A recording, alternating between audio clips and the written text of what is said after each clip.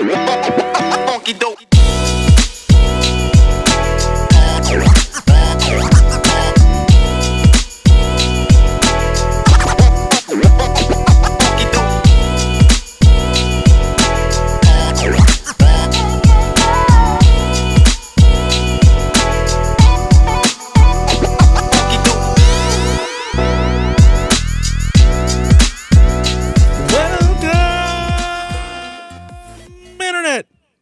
To the Play Some Video Games podcast. It's your boy, Dad Ninja Dev, joined as always by Donnie Eat, the Hype Reese, and Delvin, make him say, nah.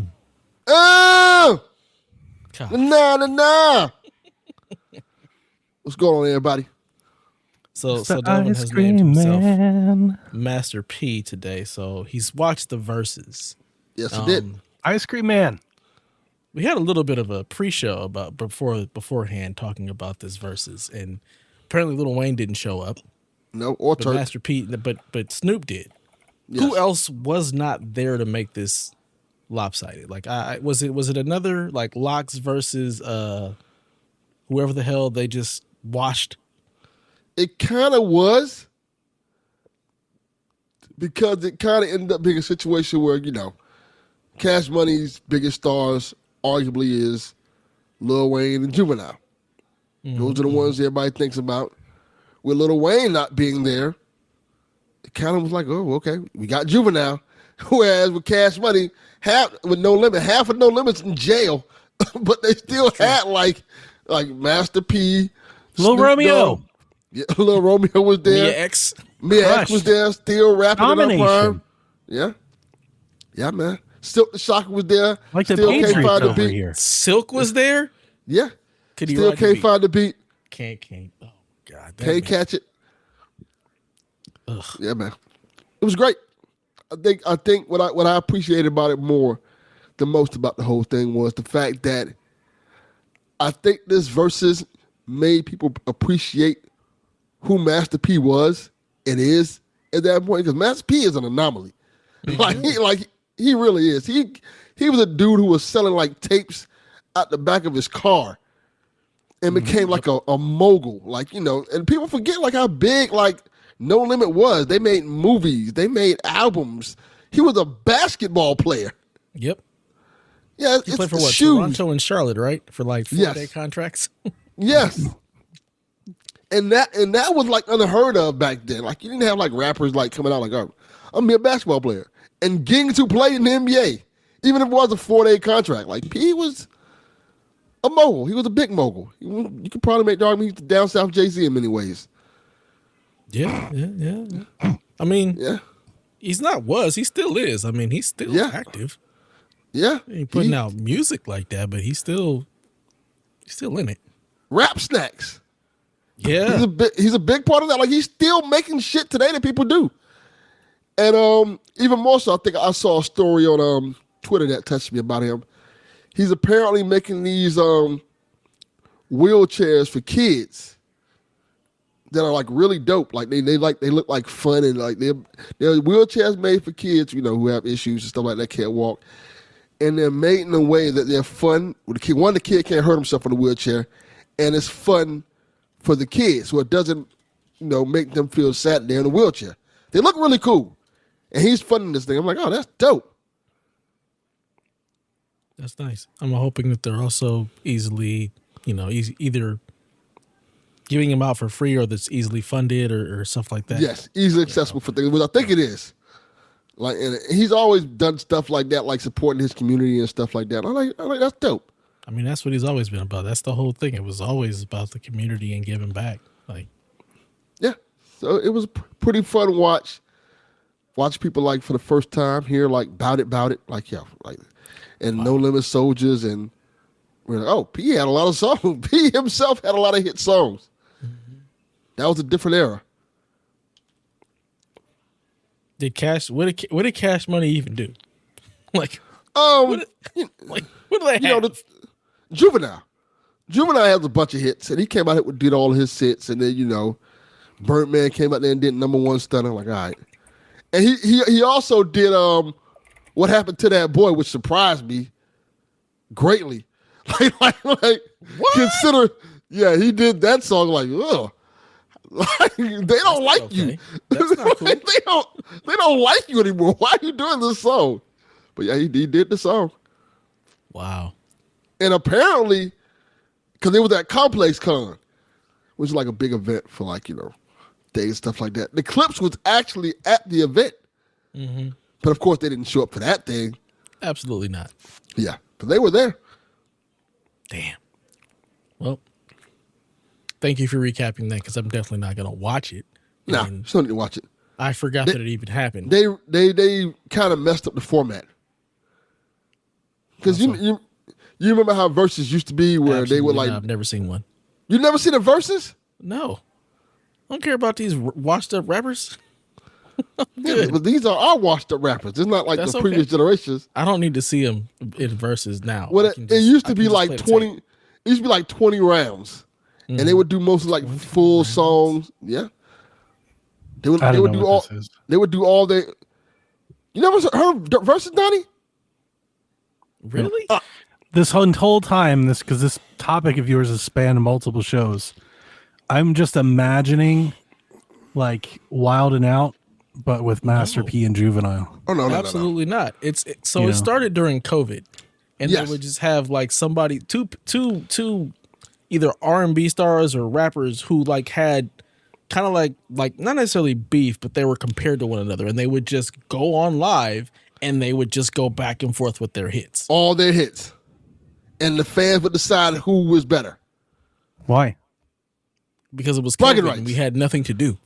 Bragging rights and money. Right, but like you could just play their songs. Why do they do it live? Because it's more fun that way, and it was COVID. Is it like a again. concert? Yeah, pretty much. Yeah. So there's like 100,000 people out there, Now or is it like a Skype call? it was a During Skype co- call. During Was a COVID, it was a Skype Skype. During COVID, it was a Skype call that essentially close to, like some cases, close to 1 million people were showing up to watch them perform. Yeah. And in some cases, they would tell like stories of like, if they were afraid, like Babyface did one with, I can't remember who Babyface did one with, but he would like tell like stories about like the past and music things that happened between their music career and stuff like that. And famously, D'Angelo did one by himself. It was Teddy Riley versus Babyface. There you go, thank you. And they was like passing on great stories and stuff like that from the past. D'Angelo did one by himself because he's D'Angelo. Rest in And peace. people, rest in peace, D'Angelo. And that was an amazing moment. And one of the last big DMX performances was DMX against Snoop Dogg. Mm-hmm. And it's I can't believe you never heard of it or even. It became like a big deal at one Believe point. that? You can't believe that? actually, yeah, honestly, I can't. because it was just I can't. everywhere. I can't It was because everywhere. When you say everywhere, what It do wa- you mean? Literally everywhere. Anytime I opened up any browser, it was ads on everything.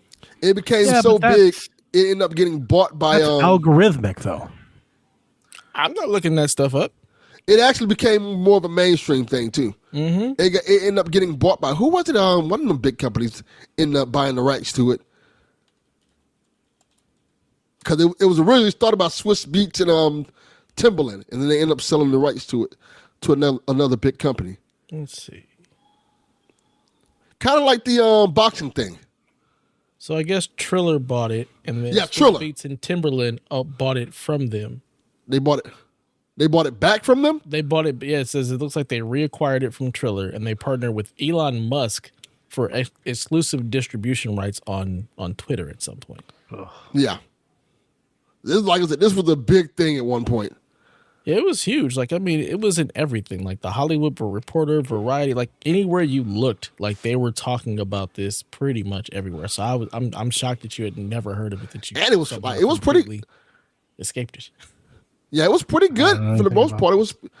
It was pretty good when it was like natural. When they tried to force it, that's when it became like, all right, it's enough of this. Like with most things, like when it became about the marketing and getting investors and things like that, they kind of commercialized it. They're like, all right, this is enough. And this is their attempt to bring it back, essentially. Yeah. All right. Yeah, there's some famous, like if you watch, like you, if you're on the internet, there are some very famous moments that came out of the versus battles. Yeah, Like Brandy versus Monica, Erykah Badu versus Jill Scott, Ludacris versus Nelly. And Gucci Man versus Jeezy was one very famous one because they hated each other because somebody actually got killed during the beef, and they never thought those two would ever get together in a room together, and it was even referenced during the verses. Yep.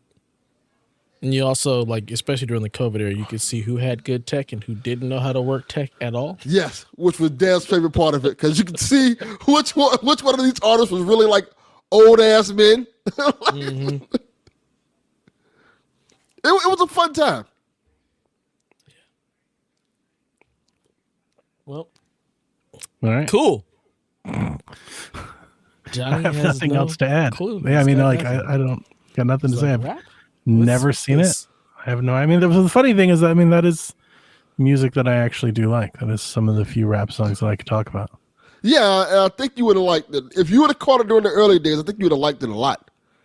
Just because of the foolishness that happened with it. I do think I scoff making Master P the Southern Jay-Z. That feels just like a stretch. I get it. I get this. I get the point. I get the connection, the correlation.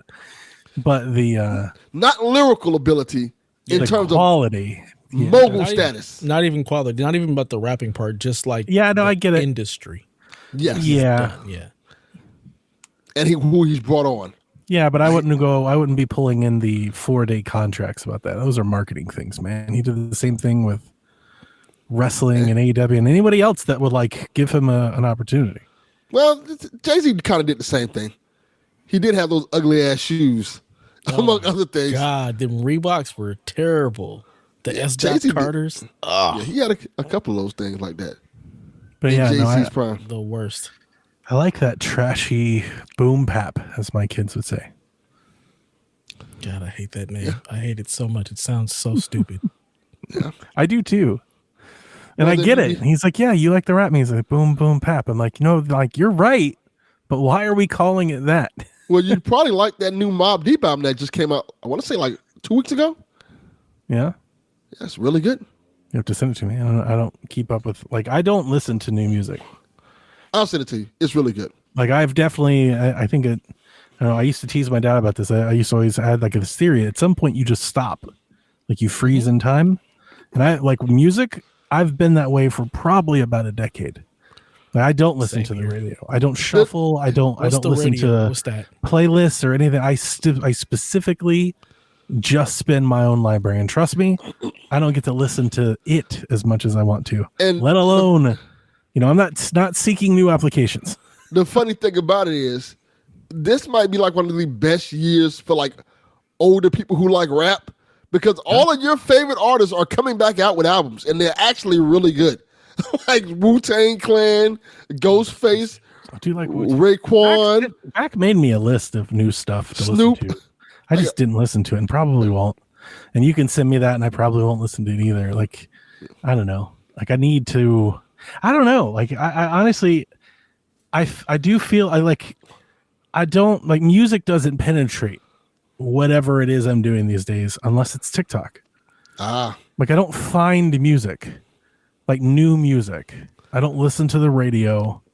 I don't play anything. Like YouTube Music is starting to do like the AI thing. They're like, hey, do you want to? I'm like, no, I don't. Like I don't let you So don't tell send me him a what you think I playlist. should listen to. Just send him TikToks with new music. Yeah, that might be the better idea. That's the I mean, only it's like- way. That is the only way that I think I have just like found new bands, and I wouldn't even call them new. It's usually just like really small indie DIY stuff. I like that stuff too. I don't want. I'm me with music is like no new friends. I'm good. I don't want to hear Kinda, no new. yeah, artists. it is like I'm that. straight. I'm good. No, thank you.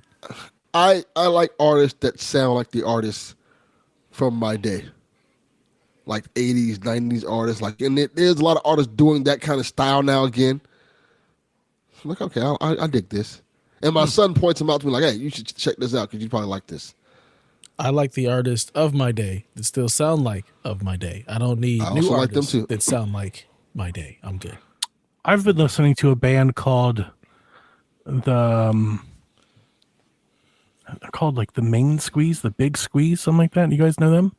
No, but I'm gonna look them up right now. It's like a funk band. Oh, Do now, you know, now you're talking. hang on, let me go find the song I like.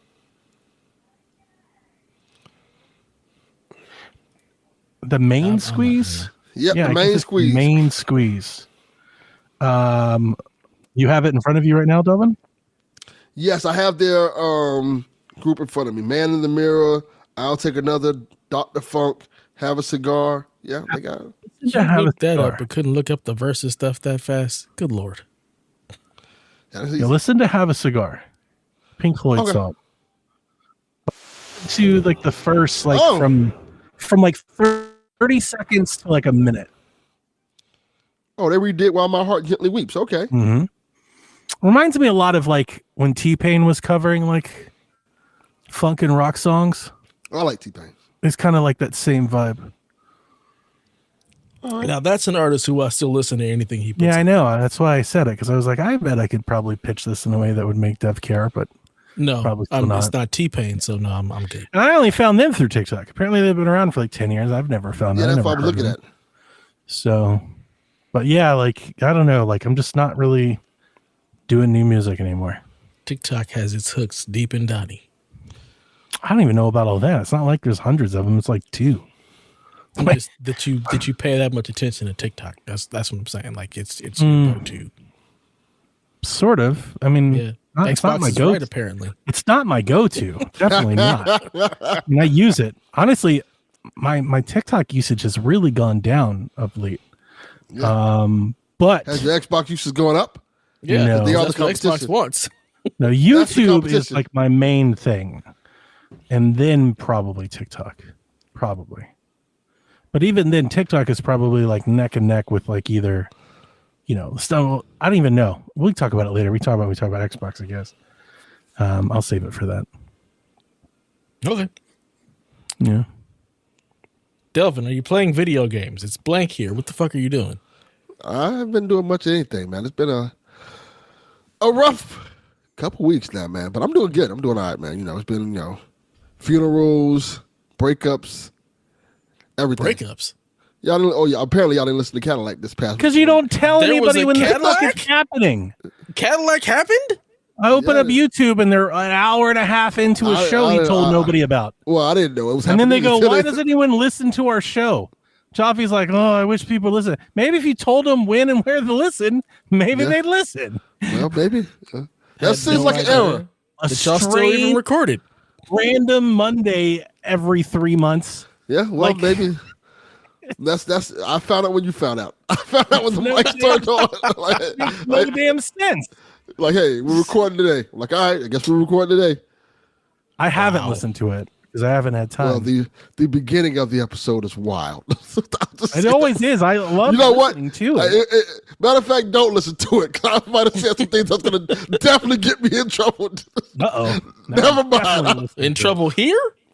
In Because trouble we in don't gen- care. In trouble in general. I got T talking about threesomes and stuff like that. What is that about? That's not a problem. I talk about threesomes. Well, we got the detail. That's I don't see how that who you gonna get in trouble with here? I don't understand. Yeah, I would get here. Probably everywhere It's else. like we shouldn't have recorded that episode. Please I strike gave it you from the my record. whole theory on thruples, man. What are you talking about? Yeah. I've been trying to I make that a thing forever. I've been trying to make fetch happen. Yeah, I've been throwing my hat in that ring like, hey, maybe I need to start making this happen now that I'm single again. Like, I fuck it. mean, Look, you ain't getting no younger. damn sure ain't. That is very accurate, June Dubs. Yeah, yeah. What are you doing today? Podcast? We are? Yep. All right. I guess we're starting. Okay. When we're starting? Like 30 minutes? Like, all right. I guess we're starting. Let's Now, start why the do you think show. I'm calling? Yeah. Oh, so you're single again, huh, Delvin? Yeah, pretty much. Well, I didn't like her steak appetite anyway. Well, apparently I didn't like her either. I told you to call that. Wow. Damn. Yeah. I told you to call that then. Yeah. I gave you that's a red flag, man. Flag on the play. You got to That is a go. red flag. It's a huge red flag that you just skated right past. You were just like, nah, it's fine. I can't say the joke I want to say. I would be legit People definitely worried. gonna take the jokes I want to say the wrong way. I would be worried Delvin, if I you sat are across like- the table from somebody eating a steak like that. You crossed the line, Delvin. So anything you Constantly, say is habitually. just Delvin. That's what you're here for. So And I guarantee it won't be the worst thing you've said on this show. this is correct. Oh, it might be. I doubt it. We still got a lot of show left. That's a good point. I blame this on Dev. What? So it's all Dev's fault. See, Is it Dev? I was happy philandering with the white women, and then Dev, like, you got to go get you some sisters in your life, Yeah. and both the sisters fucked me over, Dev. Look. I did not say anything other than, just gotta be careful playing in the snow. That's all I said. Yeah. Yeah. JJ. I should have just got me a obedient white woman to call it a day. Get your little snow bunny. Yeah, The hell with Dr. Umar and his nonsense. I want to be pro black, and now I'm pro single. Thanks, Dev.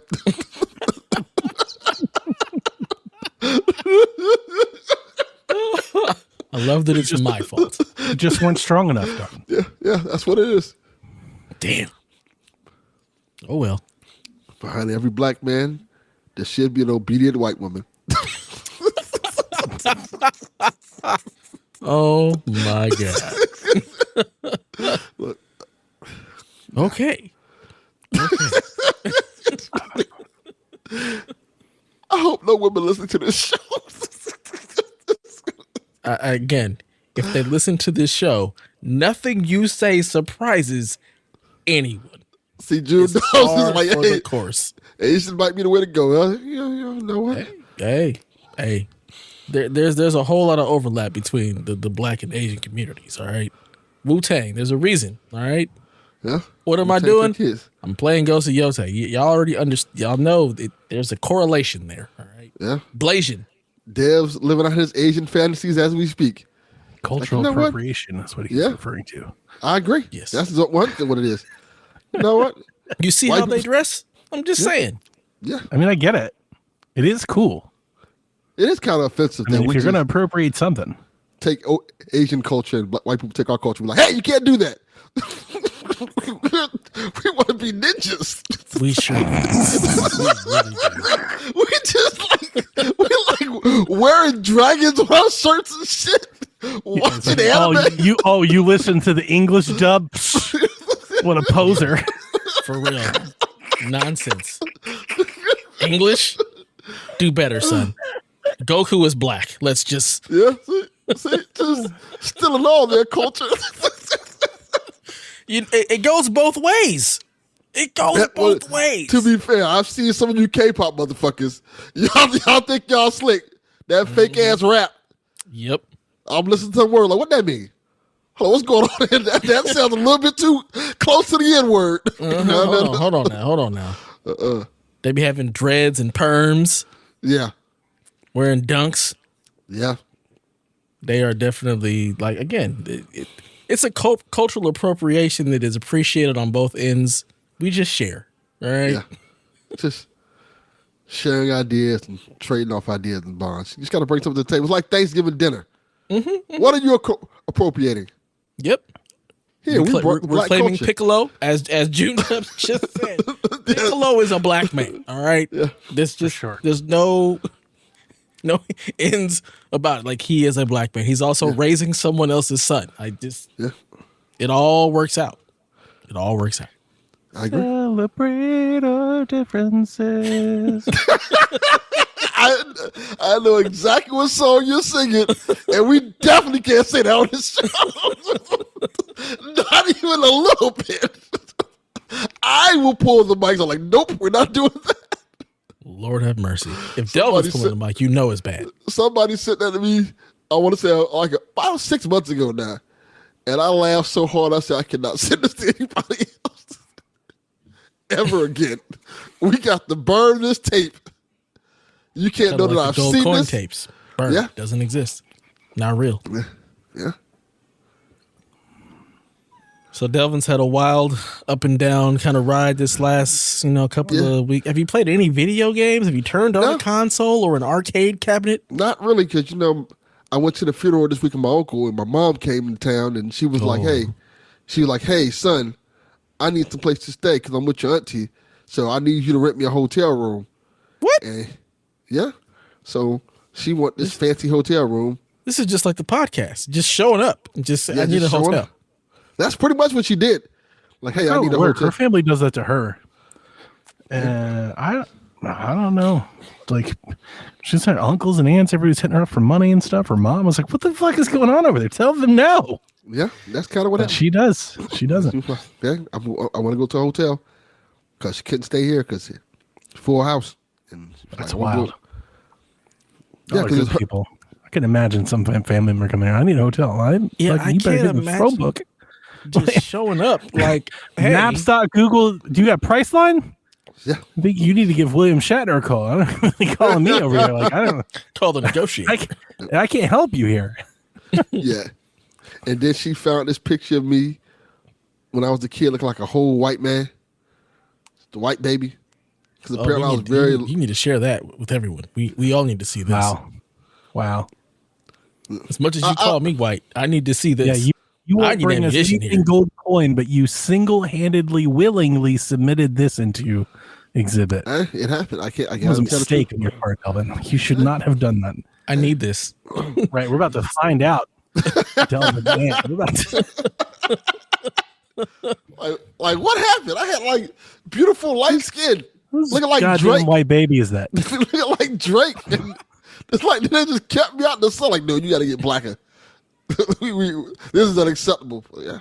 Leave him in the sun for a while. He's a little too light skinned, looking like the beige brigade over here.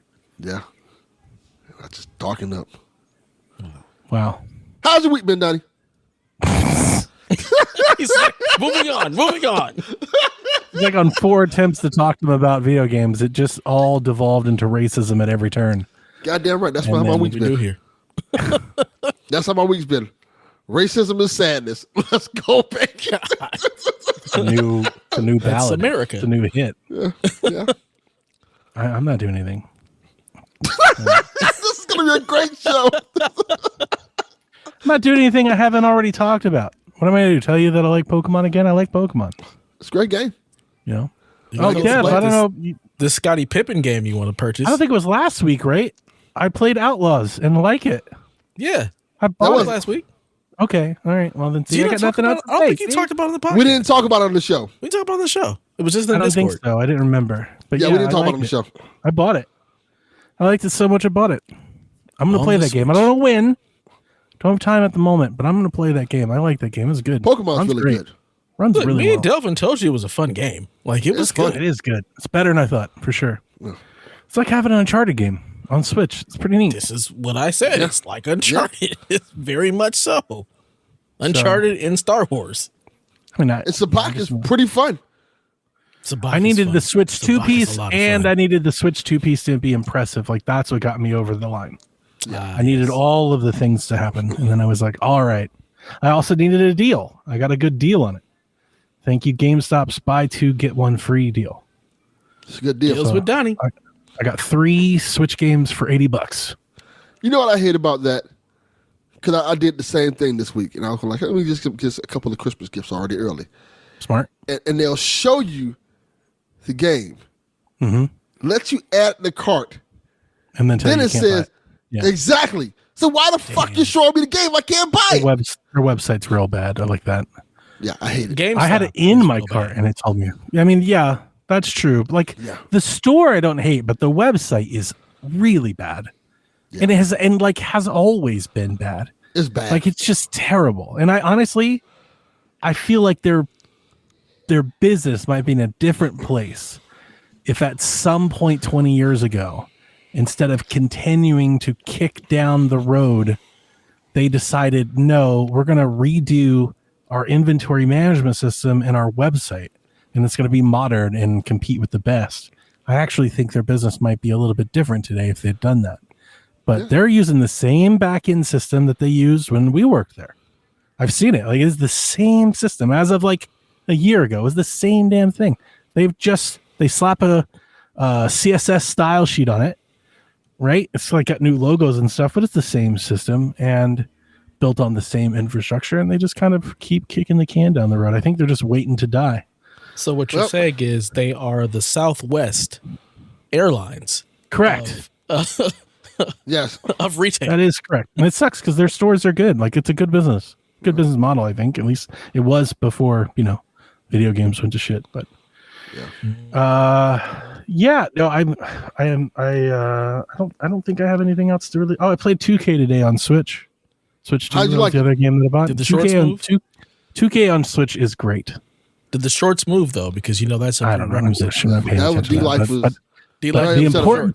The important part is that the movement feels smooth and fluid, and it does. Like, the game plays great. I was like, yo, I should have got this at launch. Like, this is great. It's very good.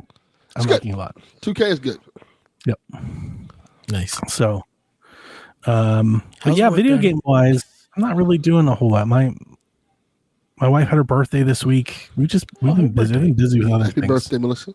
Doing scary movies, right? Football on Sunday. Just got a lot of stuff. Your Browns, they're special. I tried to tell him. I was in the Discord. I called it. I almost called it. I said 30 to 10, and I told him, and I'm being like graceful to give them 10, and it was like 34 to 13. Like, I was off by like John 32, or was it King Riley? It was one of the two of them. Probably Riley. I think it was one of them. It was one of them Canadian boys. And it's just like, I don't know how to tell you guys. Like, they can't block and they can't catch. Like, they're just real bad. Yeah. And they're already doing it right now. They're burning the city down from the inside out, trying to get Shador on the field. And they're like, guys, it's going to be the same thing. Because it was the same thing with Flacco, and it's the same thing with Dylan. And I was like, you can keep trotting out 5 and 6, but I'm all listen. I've already told you how things run in Cleveland. I've already told you, so this is not going to surprise you. But they're saying right now, they're like, we got to see how good he is in the next 5 games before we decided to pick another one. Like, we're already there. Yeah. We're going to go through like 7 quarterbacks in one season. We're going to spend 2 draft picks on one, sign 2, trade those 2, pick another one, and then trade the draft picks we had before. Like, and in the end, it's just going to be Deshaun Watson starting at quarterback next year. He's going to play. He might be our best quarterback right now. Yeah. Honestly, that might be the best thing for them. Do they know there's other positions you can draft?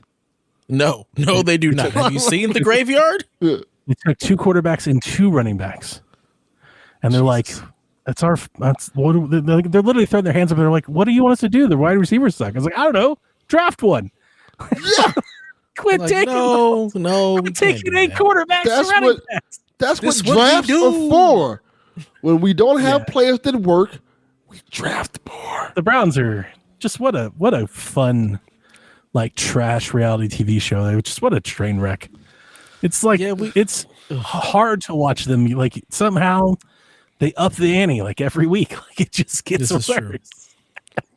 While the Niners do have a graveyard and infirmary, at least it's because our players just get hurt. It's not because we just draft the same thing over and over again. Our players are just hurt all the time. Yeah, I don't know. Like I've said it a bunch. They don't have. I don't know what it is. It's like I don't know. I would love to have. General managers have you guys gone through in the last 5-7 years? Is it just the same one doing the same shit? 2? Last 7 years, the same GM. Okay, so then this is just par for the course, and they just refuse to course correct and say, "Look, let's try something different." And that's what everybody wants. Everybody wants everybody fired right now. That's what everybody's begging for. And I think the owner is the one that saddled them with Watson. Mm-hmm. And I think he feels bad because it was such a train wreck that I think he's trying to let them try and recover. It hurts. Watson it doesn't help. QB. It doesn't help that they have $100 million in dead cap space. Like, they're playing with an arm and a leg tied behind their back. Mm-hmm. They're basically playing with half the salary. They have half the salary, and that's what they're fielding, is a team that costs half as much as everyone else's team. That's basically what's happening. Now, that doesn't mean they don't have talent. They do, but not on offense. On offense, it's real bad. You can't block and they can't catch. I don't know what else to tell people. Defense is great. But the defense is only good until they realize there's no hope left, and then they quit. How did they get Myles Garrett to buy back in this year? Because he was like trying to get out. No, he was begging for it. Well, Right. So like that just comes down to leverage. They had Myles under contract for another 2 seasons, but he wanted a raise. The Browns were like, "Yeah, we'll give you a raise. We'll give you an extension." He was like, "No, I want a raise, and then I want you to trade me." And they're like, "We're not doing that." So like, you can either be unhappy here for 2 more years and then go be a free agent.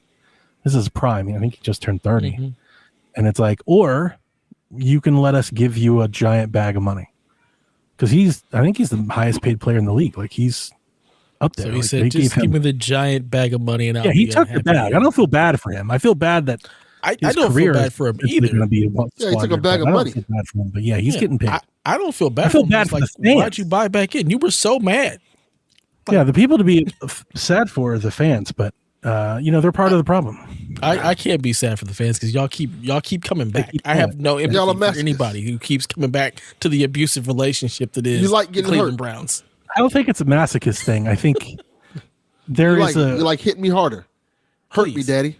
It's easy to say that, but I think there's a communal bond with the Browns fandom that I Misery think loves company. Yeah. You're like me and toxic women. I don't see a think toxic it's woman and I go right towards her. maybe so. I don't think that's. I Are don't you think that's- single? No, I don't care. I think they genuinely love football. Like, it is Ohio and Ohio State and stuff. Like, it's a rabid fan base. The problem love is y'all football. need a team that plays football. Well, see, that's the thing is that they're Browns fans. There are a lot of Browns fans that are fans like in spite of the Browns. Yes. My like father they was all, one of them. It's like they all kind of realize that like the Browns are not worthy of their fandom. I agree. Right. That I agree with. But They're are not Browns worthy of their fans. fandom. So they're committed and like they're loyal. So like they just kind of keep wording for the best, even though they realize it's just a disaster. Yeah. So, that's unfortunate. yeah. Oh well. Sometimes No. Yeah. Oh no. Anyways. you gotta be Basically. like me. You look at your team like, you know what? Fuck it. I don't watch football anymore. Just like, The funny thing is, I think this year I'm watching the Browns way more than I have in years past, well, that's good. At least you get some enjoyment from it. and not just the Browns. Like I have Just generally watching returned. football more. I'm watching the NFL a lot more than I think I ever have. I think all the shit that's gone on with college for the last, half decade has really turned me off from the game. Yeah. Oh, Like I really just don't. It's not the college football I grew up with. It's all kinds of nonsense and crazy, and it's constant. It doesn't seem like it's going to stop. It may even get worse. They're talking about allowing players and coaches to bet now. What? And bringing betting, like it's just a sleaze fest. Like I really just don't like it, and I hate saying that because I love college football, but like I just don't like where it's going to be. If all we're going to do is talk about how much the players get paid and all that, then I'll watch the pros. Right. Like that's What's the point?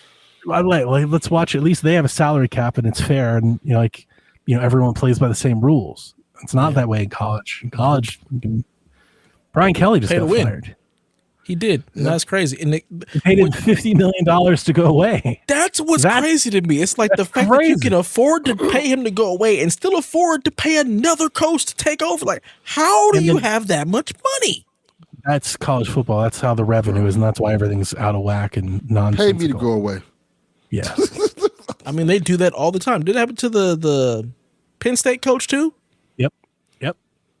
That's because they get in these bidding wars with the other colleges, the other boosters, and to get the coach they want at the time, they got to give them a 10-year guaranteed deal, or he won't go.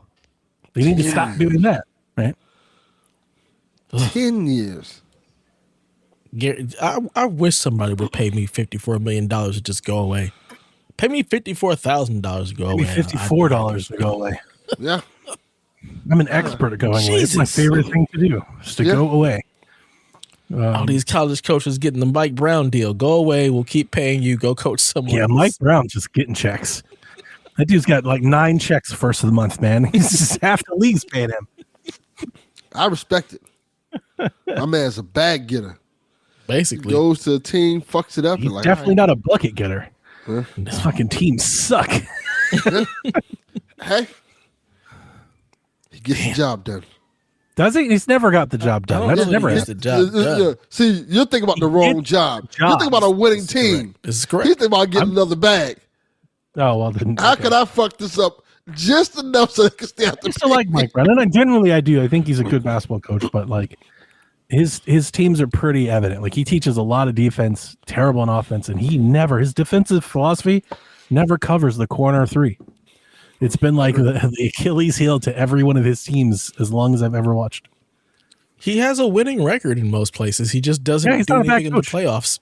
He's not a bad coach. The playoffs come and he just can't quite. He's not a good coach. Mm-hmm. He doesn't beat better coaches. Mm-hmm. He's a coach, just a coach. Like put him on the field. He's like the Andy Dalton coaches. Yeah, that's good. He just gets it done. He's there. It happens. It's nothing great. Yeah. It's nothing. He's bad. Never the worst. It's just there, you know. Mm-hmm. He's the substitute teacher of coaches. Correct. Yeah. You don't have a coach. You need a holdover period. Yeah. We're getting Mike Brown. You didn't get the guy you wanted this offseason? Let's give Mike a call. Give him a call. He'll do this shit for a year. Yeah. Until we can get the guy we really want. Yeah, we'll pay him a little bit. He'll go away. We'll keep paying him, man, like every other team in the league. Yeah. But, madness. I respect it. Get your bag, Mike Brown. Yeah. Get your bags. Yeah. Multiples. God. How's your week been, Dev? My week has been. I'm tired as all hell. I don't think that's any different than any other week, but work has been work. It's just a lot going on. I have been spending a good amount of time just playing Yote because I need that in my life right now. I need that kind of escape. So I think I'm 60 hours into Yote and finally got to chapter 2. I had no idea there was a chapter 2. I was shocked when that happened. Yeah, I can imagine. Yeah. You're like, oh, I actually have to kill people to get further in this game? There's a chapter 2. I've played for 60 hours and there's still like that much more. So, yeah, I think I've only killed 3 of the Yote 6. There was a really good plot twist. I came across the stuff with like a little tribute to Jin, which is awesome. What they do for him is really cool. It is. Again, I know you don't like Jin's character, but what he means to the game and what it means for what's happening is great. It's a really, really good tribute. He's a legend in that world. Yeah. I mean, you got to realize, you may not like him, but he did defend the entire Tsushima against the Mongols, basically. So, there's some legendary status. So, what they did for him is great, which makes me just want to go back and play Tsushima again after I'm done with Yote. But I am having a fucking blast. That's good. All the weapons. And the cool thing about this one, where you had all the stances, like I almost never cared about. There's 3 chapters? Jesus Christ. Yeah. Didn't expect that. You said they're faster. Yeah. I mean, they could be. Probably not the way I play. Be in this game for 150 hours. Play this game like I played Breath of the Wild. It's nice hearing you happy about a video game. It's been like nice 3 hearing years. you happy in general. Yeah. Because sometimes you come in here miserable as fuck. Damn straight. Like, is this motherfucker ever happy? No. Does he ever see joy? No. Only when I have a ninja game. That's when the joy happens. We just need to get the Asian community together, just give them ninja games. I love Shinobi. I think they got the memo. We had like 40,000 of them this year. That's a lot. Yeah. It's like every 2 game. Ninja Gaiden games. Yeah, I loved Assassin's Creed. I had a really good time with that. I love Shinobi. I'm happy. I'm good. Yeah. This is the year of dreams for me. Yeah, clearly. But yeah, like I was saying with the stances, like I never changed stances, but the fact that instead of stances, they changed it to multiple different weapons, I absolutely love that because there's this cat and mouse game, this like a rock, paper, scissors game with the weapons that make it so it doesn't feel repetitive at all. Like you're constantly switching weapons. Every area has a different type of fighter. Like you have certain fighters that have certain weapons, certain different skills, and it does change. So it actually makes it a lot more fun to just pick up all these weapons and cycle through. And I finally got the pistol, and that's cheating Like it's literally like the Indiana Jones fight where he's got the gun and they got the whip. You just walk up and just blast somebody. They're just dead. Oh, yeah. It's hilarious. It is hilarious. You just walk in and just shoot somebody and then run over to somebody else and slice off their head. And then your wolf comes out of nowhere. It's just So it's the regular pistol? it's just like a little little pistol. Yeah. So you have like the long gun and then you have just like a handgun. And the handgun, because it fires so fast too, it's cheating. It is That almost hilarious. seems unfair in that universe. It is completely unfair. Yeah, it definitely felt like I was cheating when I got that last night. So I was like, oh, this is just like a quick fire, just like one shot. It's just murdering people. Oh, this is not fair at all. So I feel even more overpowered. I imagine if you were Jin, he would like whine for like 30 minutes. Oh yeah, he would be like, this is for shooting someone with a gun. This is blasphemy. Never mind chopping off a motherfucker's head. Gun? Then again, beneath my teachings.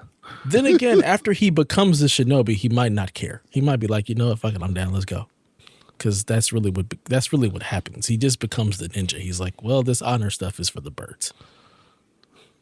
That's the only thing he was right about. Just murder them however you have to. They're the bad guys. Kill them. Just cutting off a guy's head. What honor? Just fuck it. Just kill him. Yeah, basically. Who gives a fuck? At this point. So yeah, I've got all my loadouts. I got my drip looking real nice. So I'm looking good, because if you look good, you kill good. And if you kill good, they pay good. So it's all good. I'm having a great time. It's a blast. I'll be playing this game for as long as I possibly can. And then I'll play Ghost of Tsushima afterwards to just continue the ninja thing. I may finish Shinobi before, but I'm very, very happy. So yeah, good times.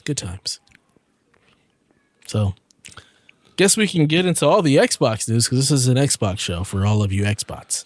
Because everything Definitely is an Xbox. It definitely so. is this week. PSVG 210, Halo for Everyone.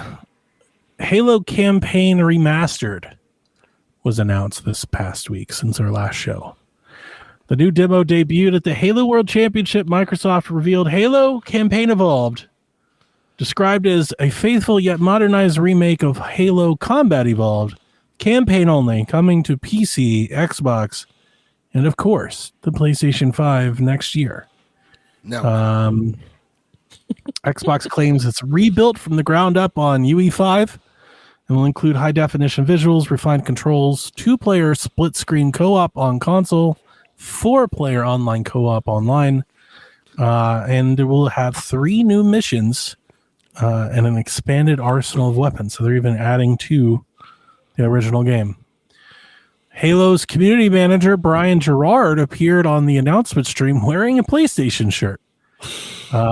Says, I know the Halo community is super excited to welcome their friends. He knows that. He knows the Halo community is talked to the Halo super community. excited to welcome in PlayStation players.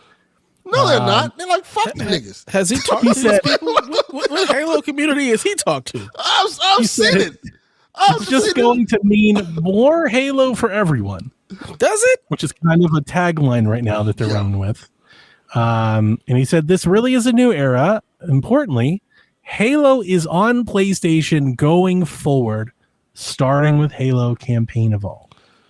Bro. They ain't making no more Halos. Halo Infinite was the last Halo. This is just the remake of this. Yeah, they ain't doing no more Halos. This is why I use the Paris screenshot of no, Xbox is not going third party. No. It's like, and I don't know any other way to tell you. Somebody should have asked, does this mean Uncharted's coming to Xbox? No, it definitely doesn't.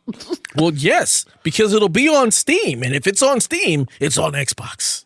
So we got more stuff to talk about, but the other stuff to talk about is what we've talked about for 3 years, the Xbox business. So let's just put a plug in this for a minute. Let's just talk about Halo. Did you guys seen this? Did you watch the trailer? Do you care? I don't give a fuck about this no more. Xbox is over. When I saw it, I posted it everywhere in our Discord because I found this shit to be hilarious, and I was hoping I'd piss off the Xbox. But we knew this was happening. Like, this wasn't. This is like the worst kept secret. We knew, but apparently the Internet did global not. community had no idea, which is again. It blew Donnie's believe mind. it. Donnie was like, "How this is? I was this like, is the worst I kept felt like I secret was ever." being gaslit or something. I was like, Yeah.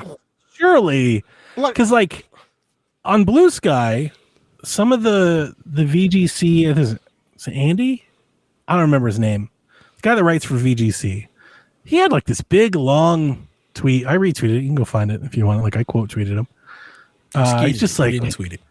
whatever that's called. He was just like, Just- my wife hates it when I want to like when I want to share a TikTok like with my followers. I tell her to retweet the TikTok. She's like, that's not what I'm like. Listen, that's what it's called. All right, everybody. That's what it's called. It's not even called Twitter anymore. So how's it a We retweet? collectively just move beyond. That's what that icon means. Like, but anyway, he was just like, I know we've talked about it, and I know they had Forza, but I still can't believe this. I'm like, where the fuck have They you all just been?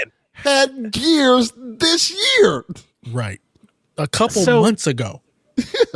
Yeah, I was shocked. We had folks in our Discord, we had folks online, and I was shocked because it's like our podcast, like half of our podcast for 3 years, I feel like has just been me screaming this. Yeah, when they said only 4 games, Donnie was like, "Yeah, you're gonna find out that these 4 games makes more money and start putting all the games there." Like that was. I'll never case. forget that day, because that day I don't think I've ever felt. There are a few times in our history of doing this where I feel like I'm really on the outs and like in a marginalized, like take, like a real hot take that puts me out there on an island. Honestly, the first one was Mario Odyssey, which in hindsight doesn't seem all that bad. Like I took a lot of heat for Odyssey, but I was just like, it's very good, but not amazing. Like that was like, it wasn't even a hot take. I was like, I really like it. It's great, but not a 10, right? That was like the only opinion. Yeah. That 4 games opinion, I felt like on an island, like in the middle of the ocean. Like I was screaming from the rooftops, like this is a huge deal. And it felt like the whole 2 weeks around that was like a giant machine of, it's just 4 games. It's not that. It's just grounded. I was like, what are you people not seeing? Like, what is not happening? Like, why isn't this gear kicking in right now? Like, why am I the only one? I feel like we were the only podcast saying this wasn't just going to be 4 games. Yeah, we knew. We were like, yeah. I thought it was clear as this day. is just it is. It is. I feel like people just refuse to acknowledge the truth. Like That's what last week was when they Yes. saw Halo. Like that's what I realized is it took Sing. that's what I told you. I said it has to suddenly- happen. That's the shift that I saw. I've seen it all week long. Digital Foundry. They were like, so I guess Xbox is going third party. And they actually said it. This looks like Xbox is leaving the console. I'm like, mother, I've been here the whole time. Like this isn't news. This isn't new. This is And so it- clear as day. How do y'all not so- see this? Yeah, yes. It took like I was in awe of how much surprise. Because here's the other part. Delvin, you're right. And I don't want to give myself like a victory lap here, because that doesn't matter. Sometimes you just get a prediction right, whatever. But sometimes you deserve a victory lap. You were 1% accurate. People, every podcast I've seen outside of us pretty much was saying, now this is just these 4 games. No, that I agree with you. Yeah, like I'm not talking about one podcast. I'm talking and they about stood all on of them. business with that shit. on business. Like, They're yeah, like, they were this isn't a big adamant. deal. You guys are overreacting. This is not a thing. Yeah, Exactly. I remember that. Yeah. So I felt really like crazy that and I think I even asked. I was like, "Am I? Do I sound crazy to you?" Because it felt like I was alone. You don't ever sound crazy to us because we're typically all on the same page when it comes to all of this stuff. Yeah. And it seems crazy to us that everybody else doesn't kind of see that. And that's But why I told you, beyond- like, it takes it happening for people to Right. really acknonledge that this Words is the that didn't thing. matter. Even though it's like, we don't Years need that. didn't Like, matter. Yeah. But Halo's too far. Yeah. And listen, what we were saying was ahead of like the shift of what Xbox was doing. I think we saw that. But even beyond that, Delvin, we all knew that at the Halo World Championship, they were going to show the next Halo game on PlayStation 5. We've known that for like 8 weeks. it's been reported on. It's been in rumor. We've shared it. And I understand not everybody follows all these sources, but it's not like it's on some back forum 4chan reset era. Like legit outlets have been reporting on this for weeks. Dev posted about it the morning we woke up. That morning it was like Halo's getting announced for PlayStation today. And then it happened and everybody was like, I can't believe they've done that. I was like, what the fuck? So all I can say is the same way you didn't know Verzuz was a thing, all of these people must have not seen any of this. Like that's the only thing that I can think of. That must be it. Because the way, like, I was taking a nap when this news rolled out, and I didn't even think it was worth waking up to look at. I was like, yeah, of course, Halo. Yeah, we knew this. This is a known commodity. Yeah, like that's literally it just passed by me so indifferently to then open my phone and see the internet in shambles over this news. Like, I have felt so disconnected from the core Xbox fan my entire fandom. Like that's never been something. Like I've never really counted myself amongst like the diehard Xbox fans. And I love the Xbox, always have, but it's just I've never been like the Halo guy. Right. Like this disconnection has always been there. Like I felt like the Xbox that I like is a more niche Xbox, and I felt the same way about this. Like I was in awe that people were shocked. I don't know. I don't know any better way to put it. Like I just, that really took me. I think the game, I want to say it looks good. I do think it looks good, but it does look like Unreal Engine. Like Unreal Engine UE5 has a look to it. Yeah. And they all look the same. It's very same. I don't know what it is. It's like it's the font. Like the assets are different. It's all Times New Roman. But it looks the same. Yeah, it all looks the same. And this is not a new thing that I'm bringing up about Halo. If you're a listener, I've brought this up for every one of these Dark Souls game. Like there's just a lot of games that kind of have this similar look. And I never thought that I would have cared about this. Like when everybody started moving to UE5, I was like, this should be great. It should get more optimized, more shared assets, more shared development. Games should be better. Like I really thought that was a good improvement, but now here we are on the cusp of a new console generation, 5 years into this. And I'm like, man, I feel like I miss other engines being used because like the UE stuff just has a samey vibe. Yeah. Everybody's making the same look, the same kind of game, it definitely. Yeah. Like, and even stylistically they're different, but you can tell, that they're similar. Like if you were to tell me that this new Halo game was Forspoken, I'd be like, yeah. See, yeah, it is that. It's like there's a bunch of these games and they all kind of they don't blend together. They're different, I know, but they just look similar. It's almost like everything's being made in dreams or something. It's like they're all, fishing out of the same pot and it's a little samey. I guess if you walk outside, everything kind of looks the same, right? I mean, I'm not a person to ask about what I think about Halo. I mean, I think this looks like Halo. The same Halo campaign that they've remastered and reported and remastered and remastered. This is their last Halo for the third time? We're getting it's so much of this. Like how much, I think on Board of Video Games, Josh said something like, they've evolved Halo, like Halo was evolved like 8 times, or like it just keeps evolving. Like the evolution of Halo is just combat evolved over and over again. So like campaign evolved. Just like I felt about the Gears thing, I feel the same way about this. At least E-Day looks cool. Like that looks like no, not that. I meant Gears, like the remaster. Oh, yeah. Like I didn't play that and wasn't interested because I just recently played Gears and I've played that up, I don't know, 100 times, not 100 times. I've probably beat Gears 10 times. It's like I don't want to buy that and play that again. I am the same way with Halo. If I wanted to play Halo, I'm perfectly happy to boot up the Halo Master Chief Collection and play Halo. It plays and looks great there. Yeah. I've never been like, if only this looked better. Like, honestly, I really could care less about the visuals in a Halo game, to be honest with you. I thought Craig almost being unnoticeable. Like because if it feels like the same way that it felt before, the visuals almost don't even matter because you're not even going to notice them because it's going to be like, this is what it looked like. This is what I remember. Because you're so used to playing modern games that look like this, the visual up-res, you're only going to notice if you put it with the side-by-side of what it looked like before. That's the only way you really even tell the difference.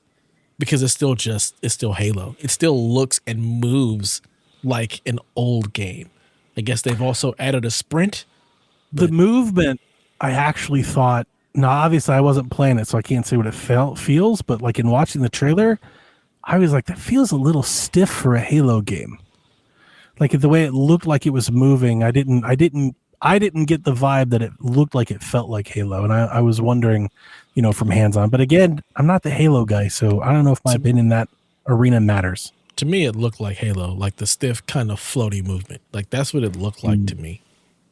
But how's Sean taking this news? Is he okay? I don't think Sean cares about games coming to PlayStation. I'm just curious because I know he's a big Halo guy. So I'm like, and he hates PlayStation because apparently it doesn't work well for him. I think Sean doesn't care about the game's exclusivity as much as he cares about. Sean really likes his Xbox. Yes. He just likes the Xbox. Mm-hmm. He likes the system. He likes the navigation. He likes the control. He just likes it. And I think he thinks it's good. I think he thinks it's better. And I think he wishes other people saw that. And in some cases, he and I share a lot of agreement there. Mm-hmm. I think the Series X is a pretty, like, it has a very elegant utilitarian design. Like it does a lot in what it's packing into like a smaller footprint is pretty awesome. I also think like hardware innovations, like me and Sean, we wax poetic about like consoles used to come with HDMI imports. You could plug other shit into it. The Xbox One did that. One did, not May. A decade of them did.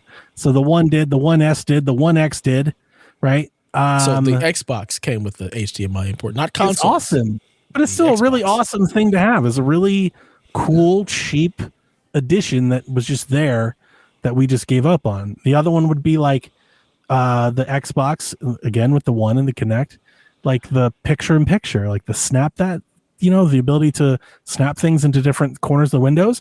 That's kind of like all the rage right now with like video content. Like Amazon and YouTube TV and like that's all they're trying to do is picture-in-picture and multi-screen. Like Xbox was doing that 10 years ago and nobody wanted it. It's just a PC. Yeah. I thought it was cool. I think the reality with that is people just want a console to play video games. Like that's the 90%. 100%. The 14% use I'm that just saying thing. This in defense of Sean. I don't think Sean, because here's what I'll tell you. On Sweet Hanks, we waxed poetic about Xbox over the years because he and I both love Xbox. And I think if I give him credit, I think it was a year or two ago, I think Sean was like, I don't care. Like, I think he was like, just make everything a 1-year exclusive and then it goes to everything else. I don't think, because I think with Sean, he's at his core, it's really PC. I don't think he cares if other consoles get the games. I really don't. Yeah, he's definitely, I'm surprised he hasn't just leaned all the way into PC because that's where he came from. And Xbox, all Xbox was them trying to port the PC DirectX engine into the console space to be in the living room. Yep. And Sadia talked about that. We talk about that here in a minute. But so I don't think he cares about this. I think the common ground is that he and I both realize that to have a proliferating console market, the model for that to be successful requires a steady stream of good exclusives. Yeah. And that is where we both agree. Like, I don't think he cares that PlayStation folks can play Halo, but I do think he wishes Xbox did a lot more for their console. And that's more or less what I was asking about. How is Sean taking this? Because it, again, is just like the slow death. It's over. Like, it's been over for some time. It's done. Like, I don't know how to tell you. Like, yeah, they're going to have a PC. Maybe they're going to try to call it a console, whatever. But if you're putting Halo on everything else, then you're not. If you're putting Halo on everything else and you're putting Steam on your Xbox, what's the point? Yeah. What's the point? They're exiting the console market. And that doesn't mean that they don't have any other product for you to buy. They will, but they're not a platform provider and they're not in that role anymore. And that role's different. It comes with different expectations. They're leaving that role. They're like, nah, son, we're going to make money off of everything we sell. Yeah. What's crazy is that you're going to have people whose first experience of Halo is going to be on PlayStation. And that's just funny to me. So here's where maybe instead of me trying to act like I know what's going to happen, here's where I'd like to say I don't. I really don't know what's about to happen, but I'm curious. As a person who's not into Halo, I'm curious how this goes. Because we saw what happened with Gears. Mm-hmm. Gears Remastered came out, basically just kind of came and went. Did not seem like did much anything. What's the chances that happens to Halo? 75 to 80%, I think that is. I was going to say the same thing. I'm starting to feel like all the people who want to play at least this Halo have already played it. Like there's other places you can play it. Like even PlayStation fans, they really want to play Halo. They could have found ways to play Halo. Because I would have thought Gears would have been huge. I think a new Gears probably would be bigger. The new Gears would be bigger. I think a new one. I think both would. I still thought Gears 1 would have sold well, like really well. I thought it would have sold well. In retrospect, I think it's the same thing with Gears. I think the people who want to play Gears have already played Gears. Yeah, I don't think it was this. It was monumental in the fact that it is now this one pillar of Xbox that's on PlayStation. But the reality is the majority of people who have wanted to play this game already played it. So there's not this rush or dying to get this game. I don't need to go out and buy this day one. I can wait. Like Gears is old. It's not a new commodity. It's not a new experience. I'm surprised it didn't come with like a battle royale mode or a different game or something. I'm surprised they didn't try to do something live service multiplayer with it instead at first, and that they went to this. I'm not surprised that they did this because this is essentially 343 Halo Studios now, I think is what they're called. This is them transitioning to Unreal Engine. So like this is their test patient. They're working out the kinks with this one. But still, I think what you've both just said, and just to echo it, I would have showed up with something new so it wasn't just like, here's this 20-year-old game you've probably already played. It probably should have been Infinite. That's a good point. It probably should have been Infinite. Now that I think about like, hey, we're just porting multiplayer's there. Yeah. So I would have done the Master Chief Collection, but I think they have plans to remaster the Master Chief Collection, I guess. Because listen, here's the part that I really don't think the Xbox personalities that talk, that get shared around, I don't think they've really come to grips with this. The Xbox is making games for PlayStation now. Yeah. Like these projects, these are just projects that they're making for PlayStation. They're not making them for Xbox fans. They're not making them for Switch customers. They're already on PC, so they're not making them for Steam customers. Like they are literally putting games into their pipeline with the sole like real financial ability to just sell to PlayStation console players. Like that's basically what they're doing right now. Let me ask a silly question. Which makes it even weirder that they have like, what's the next game that's the Forza is skipping PlayStation at start. Like again, it doesn't make any. Well, they're trying to capture all the Xbox players they lost to PlayStation. Like, here, buy our game here too, because we know you were an Xbox. Again, why do Halo but not Forza 5? Yeah, that's a good point. Or 6 or whatever the next Forza is. Has there ever been a situation like this in gaming, where a company that was originally first party just takes their whole console and everything, just make it completely, make it third party everything? Sonic on GameCube. No, a company, not just one game. Sega. All of Sonic. Yeah. They just stopped with the Saturn and just moved everything to PlayStation. Like Dreamcast. Sonic showing up on GameCube was a big deal. That was a big deal. Yeah, like that was a massive deal. Probably a bigger deal than Halo and stuff.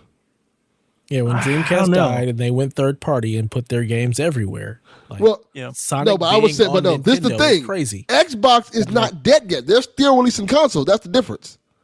That's what I'm trying to say. Are they? And this is this is where you start splitting hairs, like in the arguments with our Xbox folks.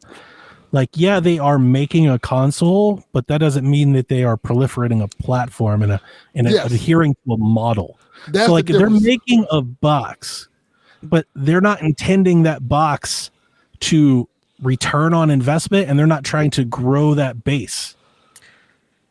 They're not even really making a box so much as putting an Xbox logo. I know that. Yeah, that's what it That's is. what I'm trying to explain it to we Delvin all because know but that part's understandable. But Sega just stopped making consoles. They're like, we aren't making no boxes, nothing like that. Xbox, like now they're kind of half-hearted, like, yeah, we still have a console for you. well, I mean, I think that's because look at they the have. Dreamcast. It's the same thing. Like Sega really died with the Saturn, but then it put out the Dreamcast. This is the same thing. And the Xbox Dreamcast died with the One. That's spot on. Oh man! Well, here's the thing. They have. Here's the part that like people in the console wearing part of this conversation, people don't want to like acknowledge or act like it matters, but it does. Xbox has an install base somewhere between 10 and 35 million people. And that's a lot. That's a lot. Like that's a worth lot. making something for them to It's all buy. in America. It probably is. Yeah, But still a lot. But that's right. Like Steam Deck would kill to sell 25 million Steam Decks. Mm-hmm. You know, like Valve would kill for that. They would love to do that. And Xbox has that business. The question is, can they get the people to migrate to where they're trying to go? Right. This is why in our conversation, our long conversations on our Discord about this is why I keep coming back to the game library being native is a must. I don't think this works without it. It works, but you're going to lose. I think you're going to lose a lot of whatever you have if your games don't work on whatever this next thing is. Like your games need to work. Yeah. Like not, I won't say all because I don't think it's going to be all, but here's what I will tell you. Xbox needs to do the work to make back compat possible on the next Xbox. And then they need to make all of the games that they own compatible. And then allow third parties to opt in or opt out. They can't control third parties. But their own games, if they don't work, I think that's a deal breaker for a lot of people. I think that's a collateral damage that I don't think they care about. They should. Yeah. We'll see. Why? The reality is we're just moving to PC and trying to put Xbox wherever you want to be. Again, I don't know if they care about the old law. Because they have 20 to 30 million people they're hoping to sell to. Otherwise, they wouldn't make a console. They're making a console because they're hoping to sell some. Yeah, and I think because the fact that it's this new premium exclusive thing, I think they're like, we're not going to sell 30 million of these. We're going to sell 5 to 10 maybe. Yeah, but if you've been an Xbox fan for 10 years and you've bought all the consoles, you have a history, and then suddenly on this thing your games don't work, I think that'll be a problem. Yeah, not for everybody, but I think it's going to be a problem. I think it's such a small portion of people that really look at that. And I mean, we've seen it with all the back competitors. I don't think that's a small portion. That's everything. Yeah. Everything we do, like this conversation we just had about how we knew about Halo and nobody else did and everything. Like, I get that. But here's the point. The point is, and we've learned this. We learned this with the used game thing and the Xbox thing and the price thing. Like, you learned this over and over again. Even if it only impacts, even if only 5% of people care, usually those 5% of people are the people talking about all of this. It's the people writing the articles. It's the people doing the tweets, the people making the videos. And that matters. Because if it didn't matter, how the hell has Xbox lost 80% of its install base in a decade? It matters. Because public reception. The games people wanted to play. But they made games, man. Like, it's not just that. I get it's that. Not just that. It's their public, it's their persona, their image. Their image is tarnished. Yeah, I don't think there's any coming back from that. I honestly do not think that it's a big enough piece of the pie for it to matter. I think it's gone. I don't think the backwards compatibility is going to move the needle enough. You might be right. I think if, like, just like you're seeing right now with the Xbox ROG Ally, I watched all those videos. You watched none of them. Mm-hmm. When you do watch them, even the most glowing are very quick to point out it doesn't play all of your Xbox. It's like the first thing everyone addresses is like, it doesn't play your Xbox games. If they come out with a console, and I'm putting in air quotes, that they're selling, and it's $1,000 and it doesn't play Fable or Halo 2 or Gears 3, it's not going to help them sell them. I'll just leave it at that. It's not going to help them sell. It's not going to be a good thing. I don't disagree with that. Maybe they don't care, but it won't go well. How is But that I any think- different than what's happening now, though? That's just it. It's not that it's different. It's that they're trying to migrate to a whole different way of doing this. And I think a way to make that very easy for people to adopt and a very easy sell to like, let's get the momentum turned around is to be like, they said we couldn't do it, but we did. All of your 360 games are now playable in PC today. That would be such a big jolt in the arm to be like, all right, now consider buying this thing. I guess I just don't think that there's a single person on Xbox or in Microsoft that gives a shit. They're worried about competing with TikTok. I don't think you that might be this right. is You a might be right. big That's a good enough point. draw for them to worry about. They're like, no, I think we're really just trying to get it everywhere, and we'll take whoever comes in, and we'll continue to push this cloud-based initiative, things of that nature. We'll have the console for you diehards that really say you want one, and if we sell some, great. But that's not the business model that we actually it care really about. isn't. And I think that's the part that Xbox fans really need to come to grips with is that it's not the business model. Their business model now is selling copies of games to people on Steam and PlayStation. That's the business. Yeah, 'cause That's that the back core. library doesn't make the money. Listen, Even buying the here's the part- console doesn't here's make the the part- money. Here's the part they like don't want to hear. It's not even about Game Pass anymore. That's done.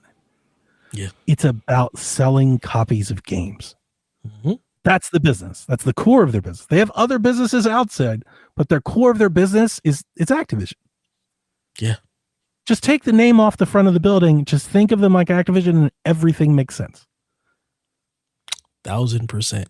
That's And exactly as far what as they're doing. Halo is concerned, I think it would be bigger if multiplayer was coming to PlayStation. I think you'd see a I do too. larger group, but the fact that it's just the campaign without the multiplayer, it's gonna come and go just like kinda- yours did. It neuters the novelty of the console war part. Mhm. And like you would imagine that we could have like some really fun trash talk. Oh shit, you PlayStation guys think you're about to get owned. You've never At played least we Halo, can right? stomp some noobs. It would like, and I think where Delvin was going, he was saying like they should have put Infinite maybe on PlayStation first instead of this remaster. I was thinking the Master Chief Collection. I think any of those things would have maybe done a little bit more. Like we're about to get more, like there's even more business talk. We've just been talking about this for 30 minutes, but we're going to get more into the business stuff that they're doing and their strive to make more money. Like I've been kind of bracing for this since Gears. Like what if Halo doesn't sell well? Mm-hmm. That sounds dire.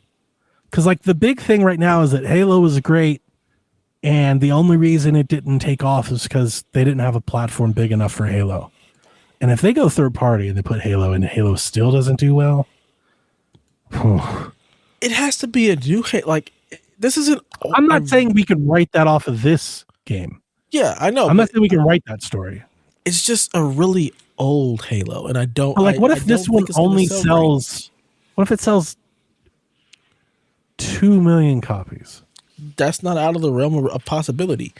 Because like how Like, many I think people, that's really low. but I think it's real. I think it's very realistic.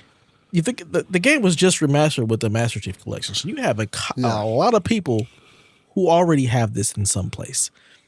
Yeah. We're missing the multiplayer, which kind of like Call of Duty. You have a lot of people who jump into Halo because they Look at want to play co-op. the multiplayer. There is You sub do. multiplayer. It's not versus. It's the this is what people want to do. They want to go out there and click heads. They want to talk to trash. They want to stomp some Feedback. noobs. Yeah, I get it. Yep. You're taking out such a large chunk of what made Halo great to just play the 10-hour campaign, which I've already played possibly 5 times. I don't even like multiple Halo. different and I iterations. beat this campaign 3 times. I don't even like So, Halo. I don't think that there's this huge incentive to be like, oh yeah, I'm gonna go buy Halo on PlayStation. Like we've already played it. We've been here. Okay, it looks better. Even the PC market, I'm like, I don't know how many people are really gonna be like, yeah, I gotta buy the new campaign. Especially if Jack. it's $70. Jack's a Halo guy. I showed it to him. He loves Halo. His response to me was Halo's dead. Legit. That might be accurate. Because I'm that's, just Brett. That's all he said to me. That was his only response. We didn't go into further. Like he just kept doing the dishes. He looked at me and was like, "Halo's dead now." Not because of this. Like he just thinks Halo is just generally a dead franchise to him. the funny thing is, like, he's probably thinking about the multiplayer. He don't even care about the campaign. Exactly. I asked. That's what I was It was the thinking. first thing he asked. He goes, "Did it have multiplayer?" Because I said See? it's campaign evolved. He goes, "Does it have multiplayer?" And I was like, "No." He's like, "Halo's dead." Exactly. So you're looking at the new generation who's looking for this stuff to play with their friends, and they can play the campaign, but I want to play the multiplayer. So I don't see this selling what they're thinking it may sell. I think it is going to be maybe worse than Gears, just because this one has had a That would be remaster brutal. so recently. It might be. I hope that's not the case. I don't think it is, because I genuinely think Halo is just a bigger property. But we'll see. We don't have that long to wait. I think It's that next the year. problem is the biggest thing that people like about Halo is the multiplayer, and that's not here. I gotta Multiplayer, think Forge even mode. so. There used to be 100 million 360s.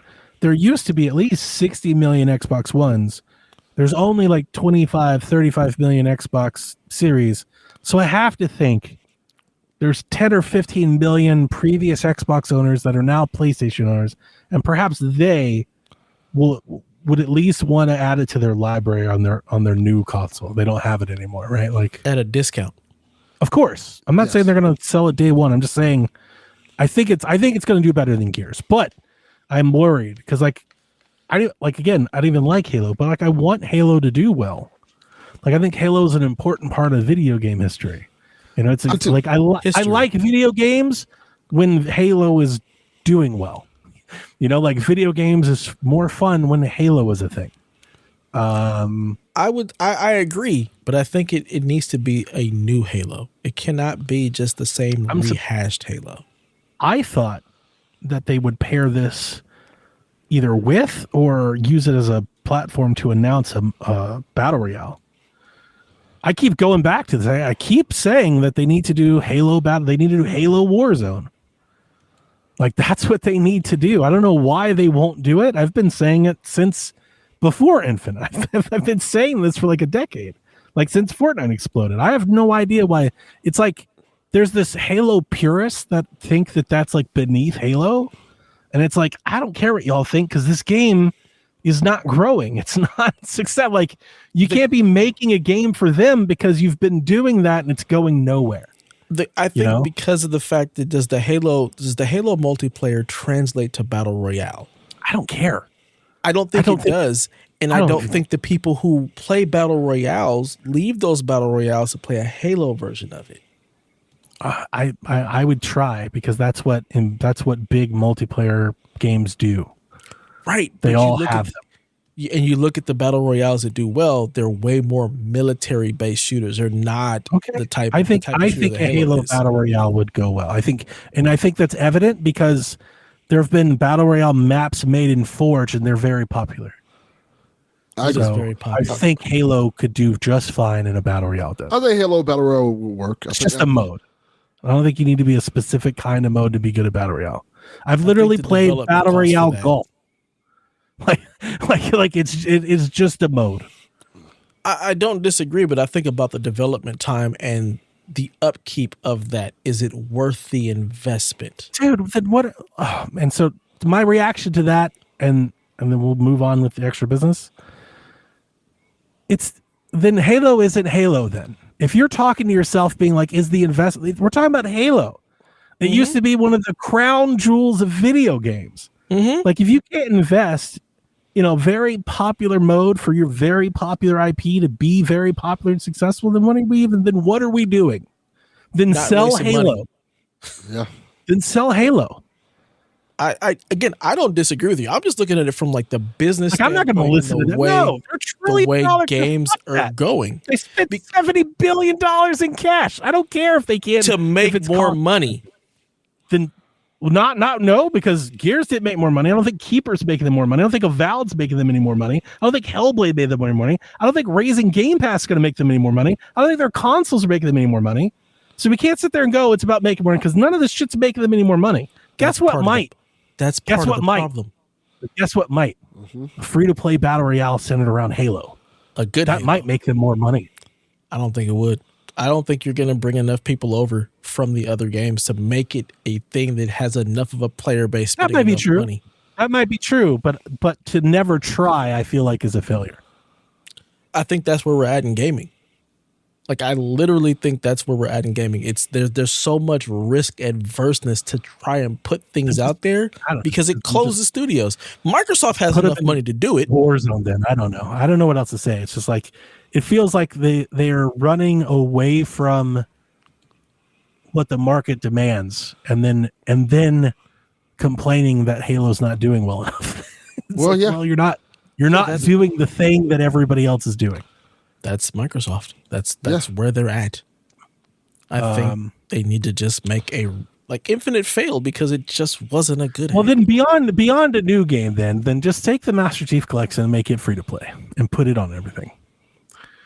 You know, like I don't know. I honestly don't have the answers. Like I feel like Halo's been a mess for a decade, so like maybe it just is that now. But like I don't think it should be, and I think it's better than that. And I don't think it shouldn't be a problem of money or investment or time because it's Halo. I also think it's okay to just kind of let things go. Like I'll hear that on Fable because it's like Fable's probably not going to do a bunch anyway. But we're not going to. I don't want to hear that stuff in a boardroom talk about Halo. We're talking about fucking Halo. Can you imagine if somebody walked in tomorrow and I'm like, oh, we can't do that. It's cost ineffective. Get the fuck out of here. It's the face that runs the place, man. It's fucking Mario. Halo hasn't been the face that ran the place in years. Now that is a fair rebuttal. Well, I can't argue with that. That is true. But my argument is that the face to run the place, my argument is that it should be. It should be that. If it was going to be, it would have had to have been 5 years ago, 10 years ago. Like, but it hasn't been. After Halo 5 and Infinite, I would have had a hard look in the mirror over there at Xbox, Microsoft, whatever, 343, and been like, whatever we're doing, change everything. You know, literally from start to finish, everything we did before, let's do the opposite this time. See what happens. Like, you know, I don't know. I don't disagree with you, but they chose to do something else. And I don't think there's any coming back from that. Like, I think it is a very, very uphill battle to get Halo to be the face of Xbox for people that will care. Like, you're trying to get the newer generation who's going to be into these multiplayer, long-term games.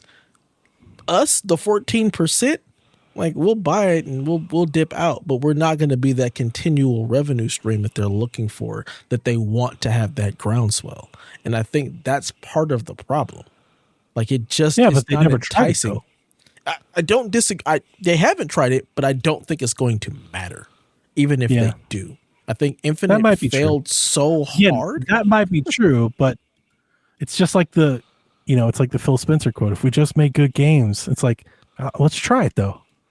Like, you've tried everything else. Let's try it though. I don't know. Let's try it. Give me a game of the year.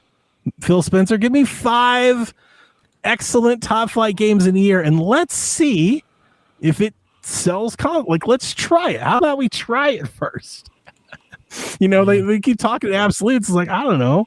You tried the first thing. You tried the multiplayer centric thing. You've tried how about we try the live service thing? Let's try it. Another sad part is you're putting it everywhere, so it doesn't even boost up Xbox, really. It's just... No, it's not. Like, that's done. They're just third party. It's over. It's just another franchise that's out there. It's like EA, if they just had a console. They're like, yeah, we have EA Play, and you can play it on this Alienware that we have. That's basically what's happening. All right. Pretty much. We've beat this dead horse. Listen, I know I'm not a Halo guy, but I do root for it. I hope it's good. I hope people like it. You'd be very excited to see people nostalgic and happy about Halo again. And maybe PlayStation is the base that could provide that boost. I don't know. But I was shocked that people were shocked about this. That definitely took me back. Yep. So obviously this is like a landmark moment in video game history, really. I think this will be looked back on in years to follow. So, Halo jumping on a PlayStation. This is GameStop, wrote a proclamation declaring the console wars are over.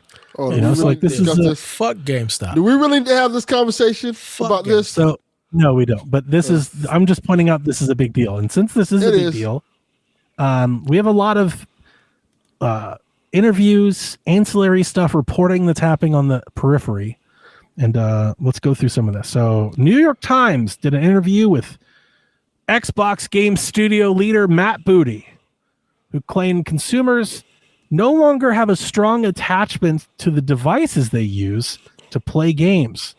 And I quote, "We are all seeking to meet people where they are. Our biggest competition isn't another console. We are competing more and more with everything from TikTok to movies." The sentiment was echoed by CEO Satya Nadella, who in his interview said that gaming's biggest competition is short form videos, not other gaming platforms. So, let's just stop there. What do you guys think about these comments? I think that is a very detached from gaming content. That is a very idiotic. I'm not gonna say what I was gonna say that just then. Just to throw it out there and I will say, because I'm the person I am. Alana Pierce had a pretty well-trafficked, well-shared video that said the same thing about a year ago. I'm gonna tell you my issue with the thing, the statement. It's always been like that. That is the correct, yeah. It's always been media out there that was competition with gaming. There's always been movies. There's always been a form of like YouTube or something like that. There's always been telephones. Nothing has ever changed since the beginning of time. It's always been there. Since there has been entertainment, there has been competition for your entertainment. Yes. It's such a stupid comment.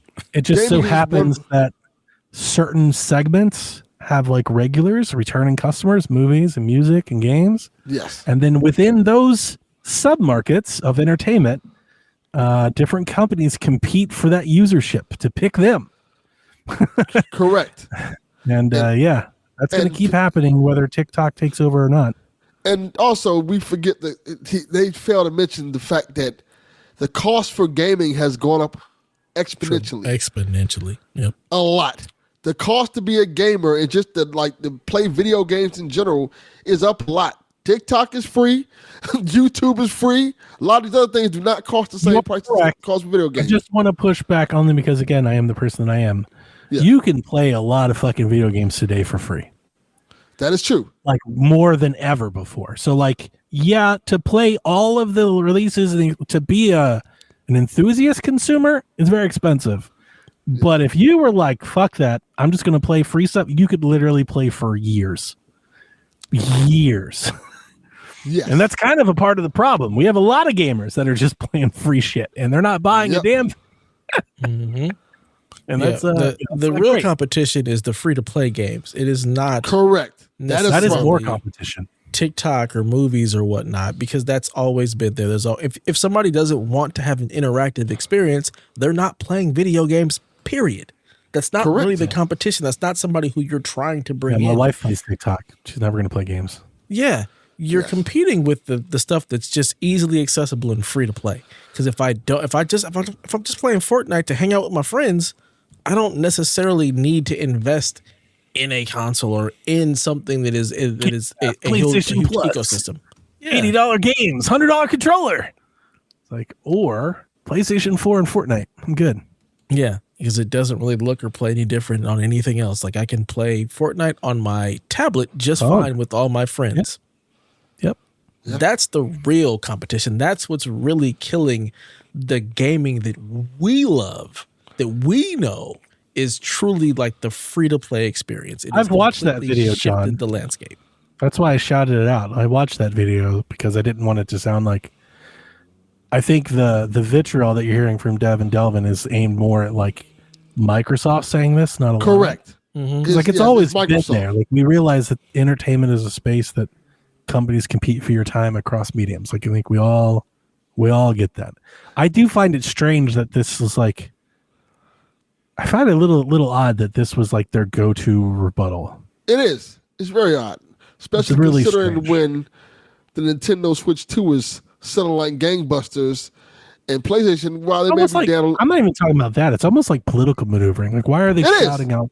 Why are they shouting out TikTok on name? It is. We're talking about the same company that sells movies and has, LinkedIn and there's Facebook and Amazon, and they have Google. They compete with Google directly and YouTube, and it's just for them to just 100% go right at TikTok. it seems very pointed. It's like, are they talking? It's almost like, like in the wrestling, like the viewership ratings were so focused on the one demo. Yes, Like this statement almost feels like that. It's like they're talking about one demographic or customer. They're like, our competition right now is for, children aged 13 to 21. And right now our biggest competition for them is TikTok. Just an odd rebuttal to come out with, but it's very strange. A Microsoft official confirmed to an outlet that the company is working on internal tests for a free ad-supported cloud gaming tier that would be separate from Game Pass. So that kind of came out in this reporting. Jason Schreier and Bloomberg kind of had the big swing this week, where they said that internally, and he's Amy Hood is the CFO, I think. Internally, Microsoft has set a goal for Xbox of 30%, what they're calling, quote, accountability margins, which is a term the company is using in place of profit margins. And these accountability margins range, there's like an algorithm, like a whole set of criteria that they want you to sell a certain amount of DLC, sell a certain amount of copies, have a certain amount of usership on Game Pass.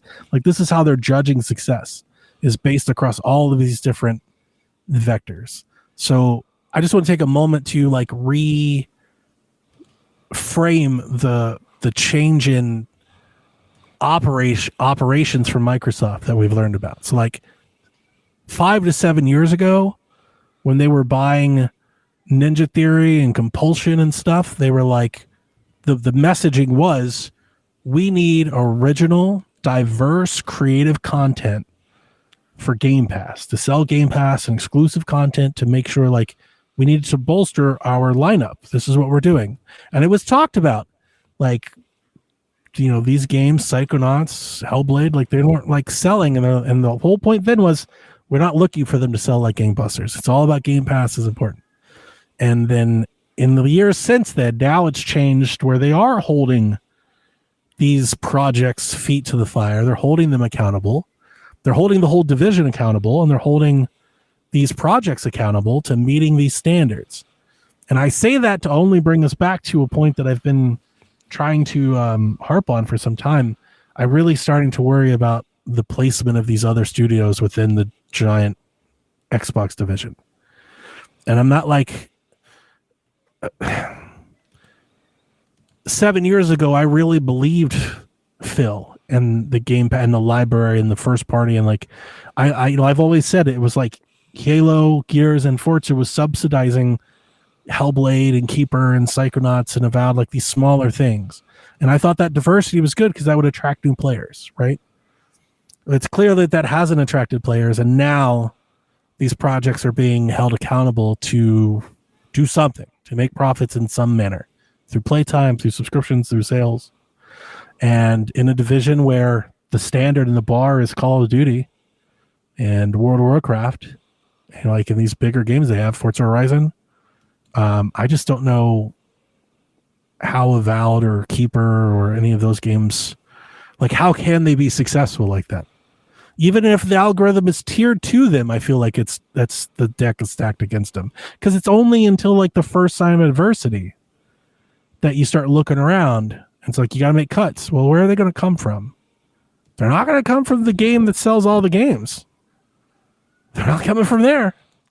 They're going to come elsewhere. And I've been worried about that for definitely, I guess since Tango. This has concerned me, and this concern is only growing. Yeah. I don't know if you guys think about that or care, or, because I care a great deal about Ninja Theory and where they end up and what they're doing. This is a big part of that. I don't want to see that go anywhere. Yeah, I care. I'll be honest, I don't really pay attention to like a lot of the studios, so yeah, I don't think most gamers do. But yeah, so it's no longer about we want these creatives we believe in these people to make creative projects, is what they said. Like that literally was the kumbaya shit they said. Phil Spencer, he's like, believed in generations. We don't tell them what to make. They're creatives. We want them to be creative. Make whatever you want.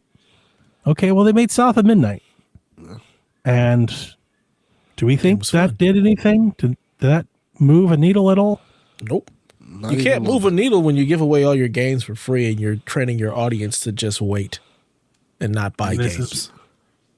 This is the worry. This is where the worry comes from. It's not like I'm not worried about them because they closed Arcane Austin. I'm worried about like the shift in philosophy, like how they're operating and what that means for these others. It's like, oh my man, I hope they get sold instead of closed. At this point, I feel like that's the only thing I can hope for, because it doesn't feel like I don't think all these studios are going to be here 5 years from now. I don't see how anybody could say they believe that. I honestly, find me the biggest Xbox fan you know, and I would love to know truthfully, do you think every one of these studios will last until 2032? Yeah, especially with how long it takes to make games, and then you got to hope that it actually sells, which is why you have to put games on PlayStation, because if it's on Game Pass, I'm not buying it. Not selling it. Yeah. It's compounding. Their whole thing was built on volume, and they have none. So it's all collapsing. Like it's all falling apart. If they would have truly been like, yeah, we're not putting Call of Duty on PlayStation, this may have worked out. If they would have been like, you have to get Game Pass and an Xbox to play Call of Duty on console, they could have swung the pendulum. Yeah, that's the part me and Sean, I think, of Wax spoke about the most, is that I think I don't know, I don't want to speak for him. He listens to the show. He can chime in and correct us if I'm wrong. I think we both thought, I think my disdain for the decisions Xbox are making started after Starfield. Because it felt like they put everything they had. They bet the house on Starfield. And I never thought Starfield was the game worth doing that on. But it really, like, if you look at their actions in hindsight's 2020 and all that, but everything changed after Starfield. Like, before Starfield, it was the same thing. Game Pass, exclusive content. We're going to bring people in, keep people to buy.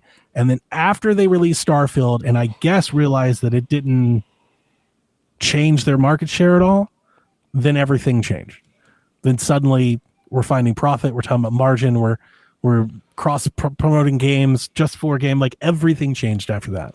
And I just hate that the hill they died on was Starfield. Such a and not like IP to die on too.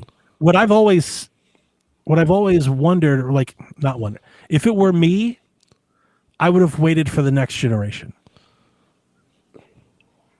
Like to just do it mid-generation and change everything, I thought was like, to me, in hindsight, if they stayed the course after Starfield, and like you said, with or without Call of Duty, but definitely if you want to throw that in there, with Call of Duty, but even without Call of Duty, they've had a pretty good run of games here lately.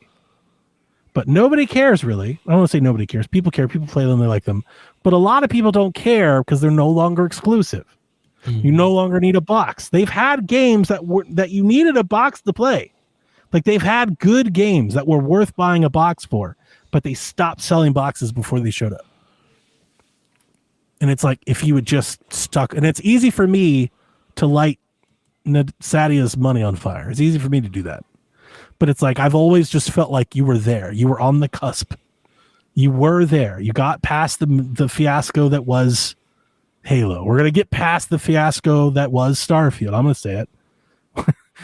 Starfield isn't it. That's not what we wanted, right? If PlayStation had released Starfield like that, it would have been, they would have been big mad.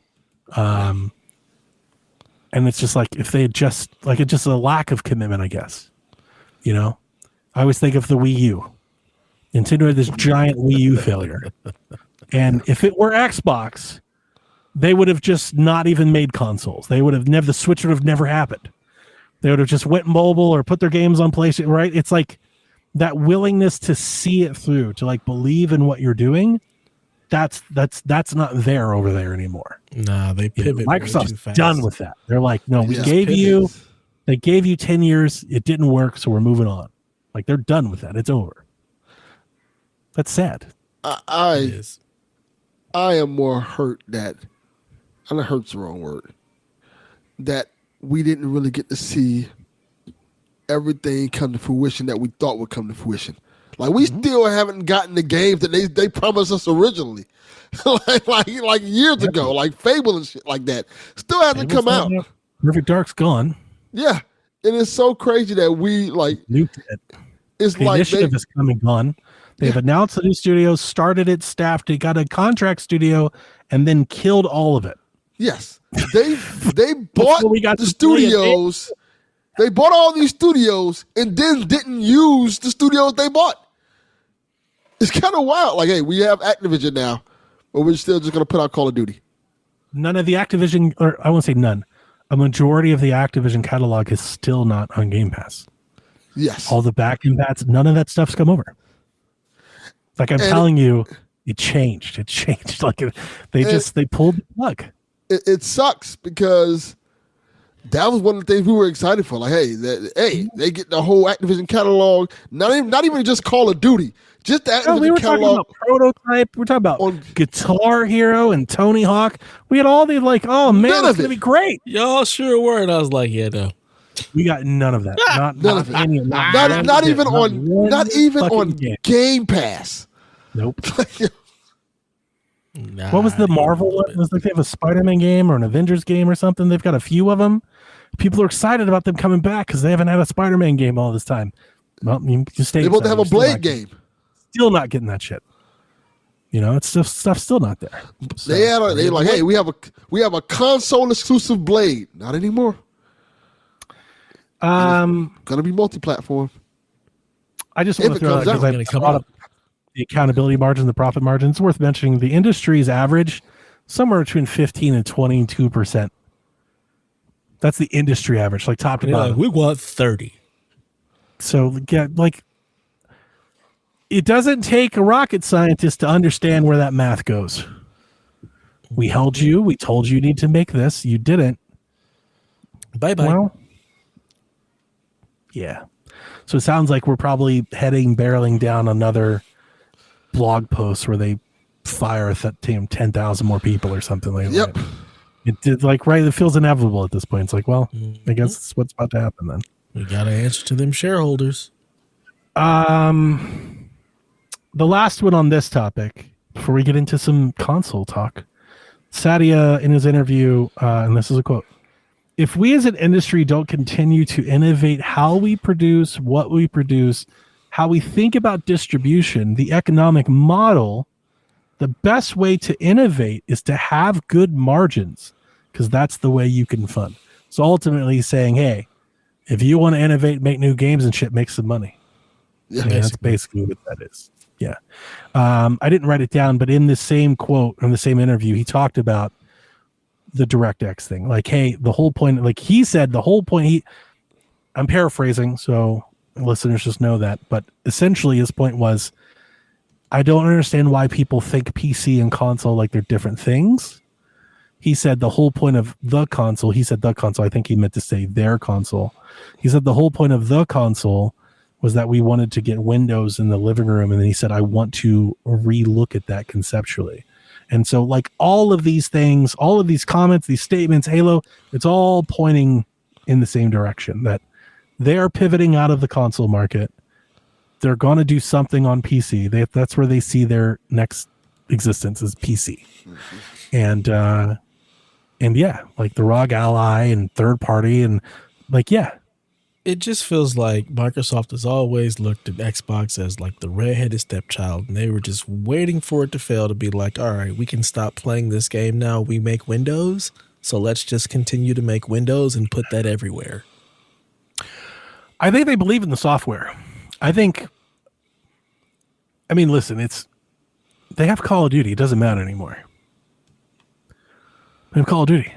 They have one of the biggest strangleholds and footholds in gaming. Mm-hmm. Doesn't matter what gaming is going to do, they're going to be a part of it because they own Call of Duty.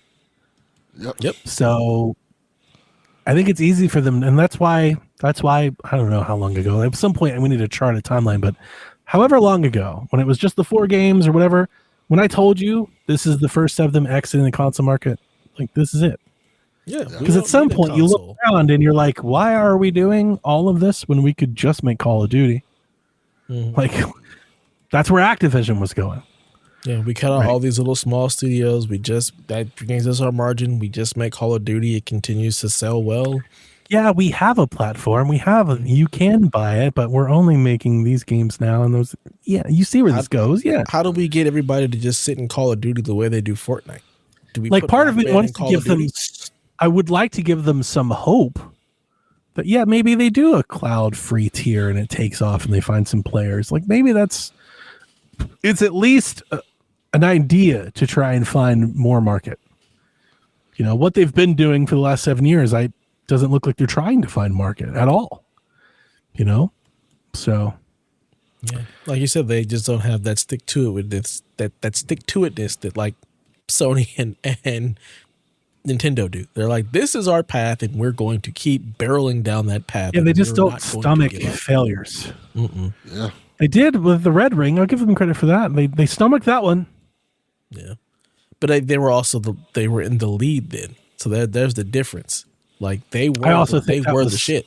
They were the console. At that time, Microsoft's leadership wanted to break into the market. Yeah.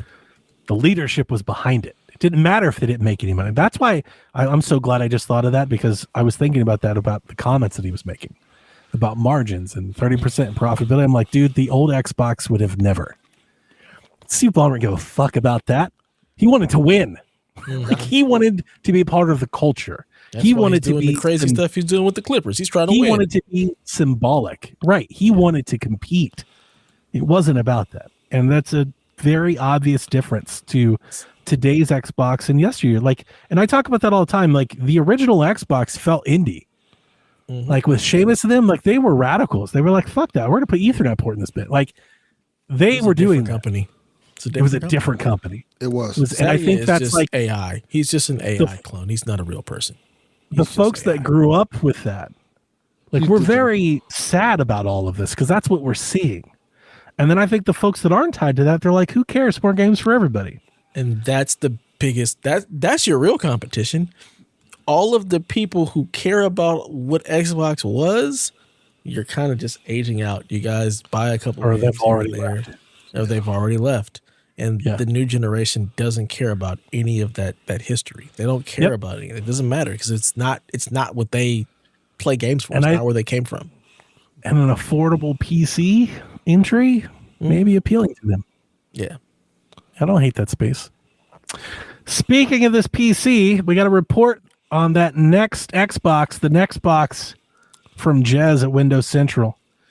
He says the next Xbox is basically a PC, which will run other stores. However, he says that the plan is for Xbox to do a lot more to make it feel like a traditional console.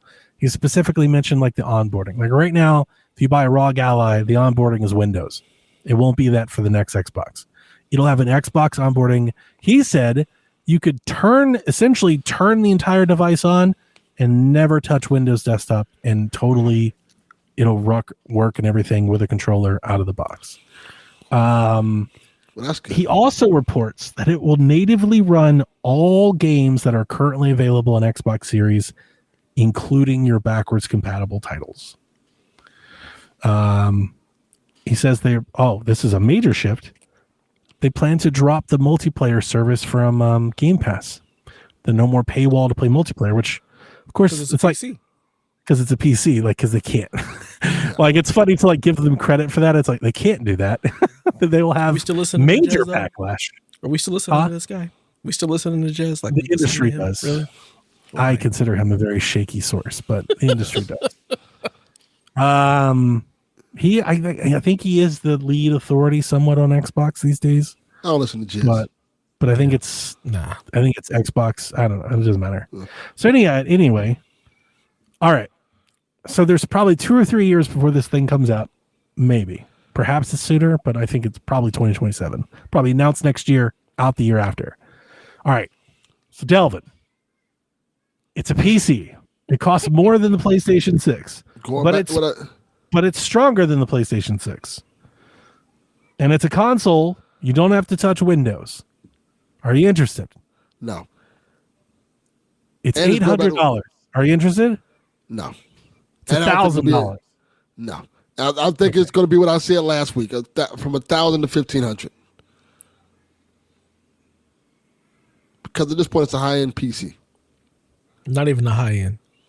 Well, a mid-tier PC. No, well, okay, so we don't know that yet, Dev. I think you're right, just comparing on price. But remember, they're making a games-focused PC and not a standard PC. That's an advantage for them. They can get real specific with I/O and the motherboard and the space and the die. So I think it's possible. Isn't that just what consoles are? Is a real specific PC? Right, but it's gonna be a desktop-based platform. Yeah. The point that I'm making is, let's say they're gonna charge whatever you think it is. I think it's probably gonna be $1,000. Let's say it's more, just for the sake of the argument. The base model's gonna be $1,000. All right, let's say it's $1,250. You know, split the difference. It's probably somewhere between $1,000 and $1,500. Split the difference. It's $1,250. I think they can design a gaming-centric design device that an end user would pay $1,200 for, that could significantly, I don't want to say significantly outpunch, but be on par, compete with PCs that cost $1,000 more than that. I think they can make a $1,200 PC that gives you what a $2,000 PC can give you. How? Because they can, well, one, they have a huge brand, right? So they can work with manufacturers to go, they can, and it's a Microsoft, they can, just like Xbox, it's like a console, they can say, we want a commitment on 15 million of these chips, this standard, right? This chipset, or these standard features. Because the other part of this is, do third parties make consoles? So like that's a whole separate thing. Let's just keep it right now and see it's just Microsoft. All right. So Microsoft's making a computer. They can come to them and go, all right, all of the shit that you normally put on your standard PC, we don't need all that. I don't need 7 USB ports. I don't need a USB-C port, right? I don't need any of the additional adapter. Like I'm just making an APU-based gaming PC. So they can get real specific to the case, to the cooling, to everything. Because they're not, it doesn't have to do basic computing on top of that, right? Because that's not what they're building the device around. Yeah, no. The APU can't compete with, a 5080 and a CPU. Like it's just not. I think at $1,200 it can. I don't think so. And okay. I also I wonder what that compatibility looks like, because if it's really just running PC games, is it going to carry my Steam library, or are the games going to run the way they're supposed to? I mean, I think it's going to run like it would on any computer that you would expect to buy, because it's a computer. Yeah. So I think that should be fine. But I think I'm not saying it's going to be better than a 4090. I think they can make a box that punches significantly above its sticker price, because they're building a computer with a specific function in mind, not all functions to be like they can dedicate all of the RAM specific to these functions, right? Yeah, I don't see it happening. I don't believe that you're going to be able to get that kind of performance. I think you're still going to be lacking. It would have to, and then obviously it would have to rely heavily on upscaling and stuff like that as well. Like I don't think it's going to pure natively. I'm just saying, if you're making $1,200 console box, like a PC, like a box of components, that should be significantly pretty good. And the reason why I say that, because if that's the case, then AMD can just do that with the processor and say, hey, you don't need to buy our GPU. Just buy this APU and put it in this specific that's what I was thinking was going to happen. Micro ATX board. So I think if they were able to do that, it would have already been done. I think there's a reason why graphics cards exist, to be able to do a lot of that. So I don't see you being able to take a $1,200 console experience that runs some weird version of Windows that competes with something that's on the level of a $2,000 PC. I can see it competing with maybe a $1,200 PC, but I also wonder, like, what kind of upscaling tech are you running in that? FSR has gotten a lot better, but the FSR has to run on the GPU. It doesn't run on the CPU. You have the XeSS. And they're going to have one of those MPU AI chips and do all that shit too. So I don't know. I don't even care. I think I keep coming back to, and when I say this, just know that I want to put it in context. I don't think this is going to matter to the masses. So I'm not even thinking tens of millions. So I'm not saying this is going to save the company. I just think there's a niche here. There is a space below $2,000 PC and $600 PlayStation 6. There's a space to sell a product within that range. And if they can split the difference and try to give you the best of both worlds, like, is it going to change their fortune? I don't think so. But is it worth doing? Yeah, I think so. Ambitious. I think that I think they can is sell some so stuff there. incredibly small that it doesn't. I agree with you there. I don't. Yeah, needles. They're not going to sell 30 million of these. Like, their console thing is gone. They're not going to do 2 million. However, if it is just as, let's say it's as good as it sounds. Let's say they show up and they do the work and it's backwards compatible and it's got a front end that works and it's cost effective. Then I think when it comes time, not for you, but for people, gamers, to normal people, upgrade their PC, replace their PC, I think $1,000 is a mark that'd be at least you'd have to consider. It'd be a benchmark. You'd be like, all right, can I get a better PC than this for the same amount of money? The problem with that is, how does NVIDIA respond? How does Valve respond? I'm not worried because I think the easiest way to blow this out of the water is Steam to show up with a Steam box. Yep. This all goes right out the window when Valve goes, we have one. And it's $500. Again, what are the components? Because again, for me, it's more about like, okay, all of the components that you're putting into this, like now you're encroaching on their space. You're encroaching on NVIDIA's market. You're encroaching on an AMD's market. That's the problem with consoles now. That's what they're doing. That's why That's why the cost of consoles are going up, because you're competing for silicon. Mm-hmm. So now you're messing with their money. So how do they respond to that? How do they end up combating that? Do we see GPU prices start to go back down?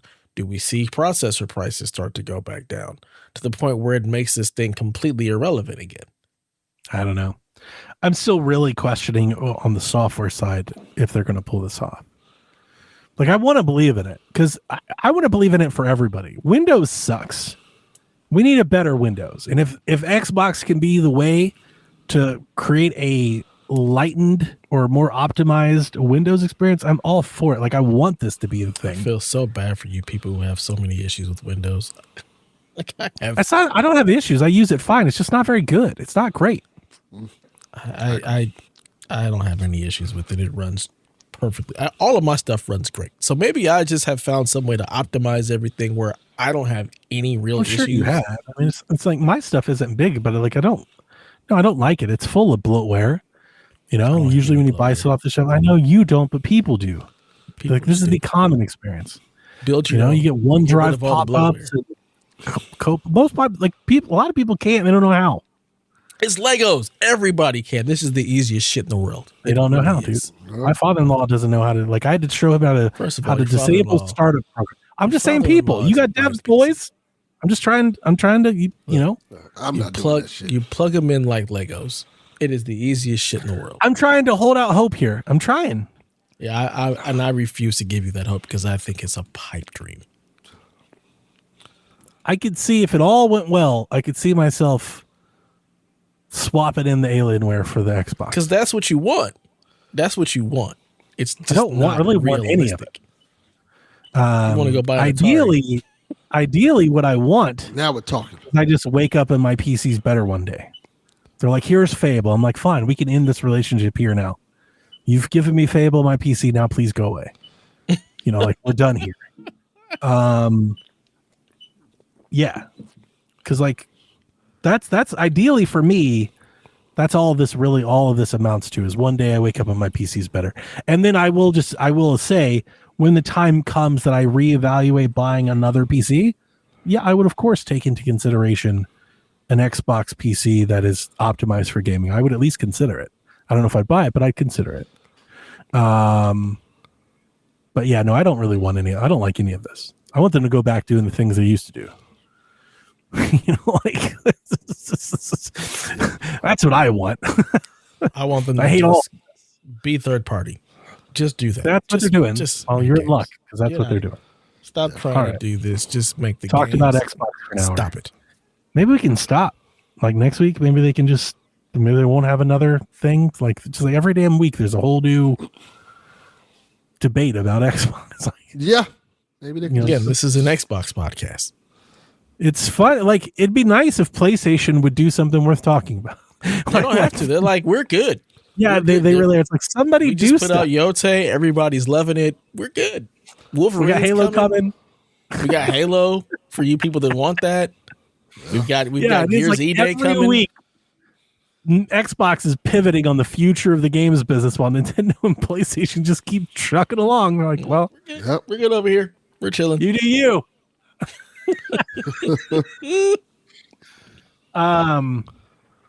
This week, Retroid dropped their new handhelds, the Retroid Pocket G2, and then the Retroid Pocket 6. This is their newest iteration of their handhelds. Steph gets up and just leaves. Yeah, that's appropriate for Def. This is an interesting news story of twofold. First, I am personally impacted by it.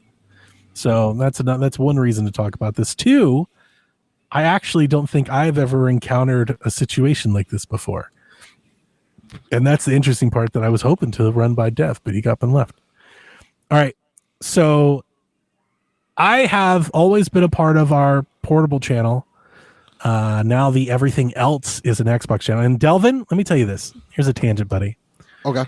I am fighting the urge so hard right now to not create a podcast called Everything Else is an Xbox. where we only talk about Xbox and everything else besides PlayStation and Nintendo. So it's a mobile, cloud, PC, Xbox, Steam Deck podcast. It's everything else is an Xbox. I think it's a genius name. It's a great name for a podcast. That is this podcast. That's exactly what it's been. That's not should we just rebrand this podcast? Talk about rap battles and Ghost of Yote for an hour. That's an Xbox. That's an Xbox. All right. So this I is have the video followed. You sent me. You showed me. I have followed all of these handhelds for years. What I'm going to call these handhelds, I mean retro handhelds, not PC retro handhelds. There's a shit ton of them. Like there's literally 300 of them.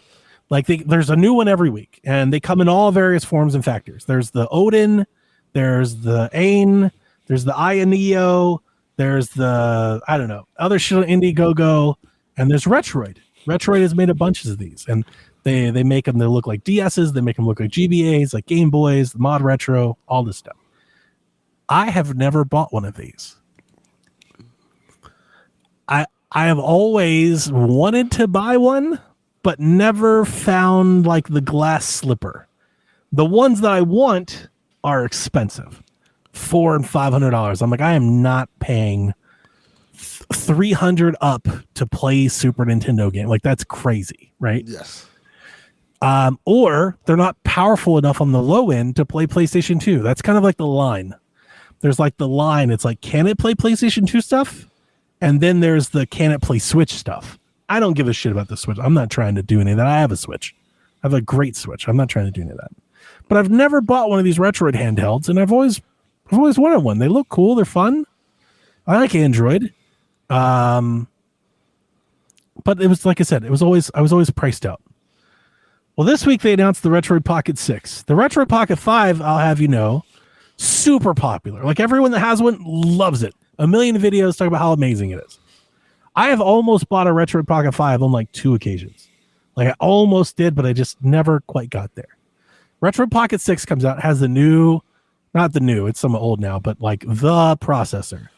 The 8 Gen 2, whatever it's called. It's the one that can do all the PlayStation 2 shit. It's been used in all the other ones. Like it's a great processor. This processor usually comes at a price that's at least $350 or more. And they're making a handheld with this processor for $200. $209 to be exact. Yep. And I was like, oh shit, this might be the one. And then they released the design. And fuck me if it's not just a Vita. It's a Vita and it comes in many colors. One of the colors is a beautiful pastel purple. They've made a purple Vita. And I'm like, oh my God, it's calling to me. My daughter still talks about the Vita that we used to have. and I was totally all in just to buy this on the form factor alone. I was all in. And it has an OLED 120 hertz screen. Mm-hmm. So I get the fast refresh screen. I get the Vita design. I get the purple color at a price that I like with the new product. I'm all in. Like, they put it up. I ordered it. Love it. Like, I'm finally going to get one of these handhelds and be cool like the Garrett Blands of the world. I wake up the next day, and apparently everyone, quote unquote, everyone but me hates it. They're big mad. They're tweeting Retroid. They're on the Reddit. They're burning it to the ground. They are super pissed. Have either of you seen this? I saw a little bit of it because you sent me some of it. I just saw the picture you sent. Let's see if I can find a quick picture to throw up. I don't think anybody's watching us. I don't think anybody's listening to us live, so I can do this on my own. Let's see here. Open picture in new tab. Is anybody out there listening? Anyone there? All right, here's what they look like. Notice that on the left side of the handheld, the D-pad is on top of the thumbstick. As it should be. That's what they're mad about. Why? People are mad that it's not offset. They're mad that the thumbstick isn't on top. And I mean, I can't speak for all people, but I think the general sentiment is that because this handheld has a stronger processor and can play more modern games, namely a lot of the market people are going to buy this are going to buy it so they can play legal Switch games. So they want the thumbstick on top because they're going to be using the thumbstick more. Like a Switch can. Like a Switch can. The other part of it that they are mad about, I don't know if I have a better picture than here's a great picture. I'll just do this. This is the picture they actually put up. Enhance. See it work. All right. So the one on top is the original design. The other thing that everybody hates, I'm not sure if you can see this original design, but below the screen, there are these 4 buttons. Yes. These are like your macro buttons. Everyone hates that too. I like that. It takes up screen real estate. They want more screen, less bezels. And everyone told them to take those buttons and put them on the back. So Retroid, I presume this did not sell well at all. Because here's what they did. They pulled the product from the store. They put up a poll on Twitter for people to vote. And everybody voted to change the console. And I think they're changing it. Like, they've pulled it, and I think they're redesigning the console that I've already paid for. I already bought the one that I wanted, and now they're changing it. They what pulled does the that mean Sonic. for me? Has that ever happened to you? No. I can't ever remember like this happening. Like, this is a crazy thing. I'm like, how is it possible that I have agreed and purchased a thing, and now that thing isn't a thing anymore? Because some other people, these other people sent angry tweets on the internet. Now, I do have to, in all conscience, like, I have to be clean here. I am the polls are overwhelmingly in favor of the changes. So I'm definitely in the minority on this. There's not many of us, but there are a few that we want it. I want the Vita look. It's the whole reason I'm like, I want the stick on the bottom. Like, I want it to be there. I also want those face buttons. I think it makes the whole thing, I think it gives it like a retro vibe. Like, it feels like early 2000s. You know, it has like an iPod cell phone kind of, you know, like, I want buttons, man. Let's put buttons back on shit. I'm so sick and tired of tapping screens. I agree. You know, so like, part of the whole vibe is why I was buying it. When is this thing supposed to ship? It's supposed to ship in January. Wow. And all the G2 is coming in everything October. on the website has changed the look of Oh it. yeah, they've pulled it. You cannot buy it anymore. So I am expecting to get an we're sorry. Nobody liked this thing you bought, so now we're canceling your order. Yeah. And I just don't feel like that's, man, I just I don't don't think feel they're going right. to cancel it. They're going to still send you the thing. It's just going to be the G2, not the RPG. They can't switch me from the RP6 to the G2. Why not? How can they just do that? Because They can't do that. they can. They can do whatever the hell they want. They got your pre-order. That'd be a bad look. But here's the thing, and this is the thing that Xbox runs into. When you're in the minority, nobody cares if it's a bad look because the majority want the other thing anyway. Mm-hmm. Yeah. Like I posted, like I'm so upset that this happened, and people are like, "Fuck off! I want the like." They don't care. Nobody cares. Boo this man! Because I have the lesser opinion. Man, why can't we make things for the 30% anymore? Why has everything become so democratic? People are like I had somebody respond to me. They were like, well, the majority of people want this, so it should happen. I'm like, I don't think that's true at all. Why should everything just be for the majority of people? Like my response to him was like, and I should have said this earlier, but this is important. If listeners, if you're listening to this, you've never seen it. The Retroid Pocket line, their brand of devices, all of them, the D-pad is on top. That's their fucking thing. That's what they do. Guess what? There's a million other fucking handhelds with the same processor in it that have the thumbstick on top. There's literally 20 of them. There's a Pocket Flip 2. The Odin, the thumbstick on top. The Odin Mini 2 is exactly this, but a thumbstick on top. It's a Vita with a top thumbstick. The only difference between this and that is that one costs about $150 more. So they're just mad because they can't buy the thing they want cheaper. And because of that, I don't get the thing that I purchased, apparently. Correct. That is some fucked up shit, man. What is happening? What is the world coming to? I haven't heard from Retroid yet. They've kind of said online that they would like to find a way to like maybe do both. This is really expensive to print, cases and shells and shit for things. You're talking about a whole different pipeline. It's not like they can't just swap the stick themselves. Like they'd have to build that into the design. So I'm not expecting them to like honor my order. I'm expecting to change it and be like, if you want this one, we'll move you over. Otherwise you have to cancel. Yeah. That really sucks because I think I'm going to cancel. I'm still not going to have one of these things because like I specifically wanted the Vita one. Like that was kind of what I was waiting on. I almost bought the Odin Mini. So they just said we're not doing the RP6 anymore. We're just making the G2. I could go to the G2. It doesn't have as good a processor. I could go, but I'm not using it for the product. Like I'm not going to play Switch games on this damn thing. I don't, like this was a novelty buy at best. I was going to put some PSP shit on it and some PlayStation 2 games and, just to have one. Like this is like just a novelty. I just want to do something different today. And I'm bummed out. If you can't tell, man, I'm a little bummed out because I was pretty excited. That purple one is sweet. God, it's gorgeous. But neither one of you have ever bought anything and then just change it because this has never happened to me. I think this is the first. Do you imagine you buying a phone and you go and it's like, oh, it's a different phone? Yeah. Like, what? Phone. I bought the phone. I don't really care about the looks of a lot of the tech. So if it I bet if you bought a PC, I bet if you bought a PC and you wanted purple lights and they gave you yellow lights, you'd be pissed. Well, I buy the pieces. I bet if they gave you the wrong parts, you wouldn't be like, if they changed it, like, we exchange it for the part. But also, we thought this was better. He never gets pissed at stuff like that. Yeah, I guess that doesn't. Anger work is an emotion that affects him. Everything turns up the parts that I buy. Yeah. So oh my God. I usually go to the store and build me one of these. Then, if I could, I would. I wish you would, because this is a bummer. We could probably 3D print that and call it a day. Yeah, 3D print shit looks cheap.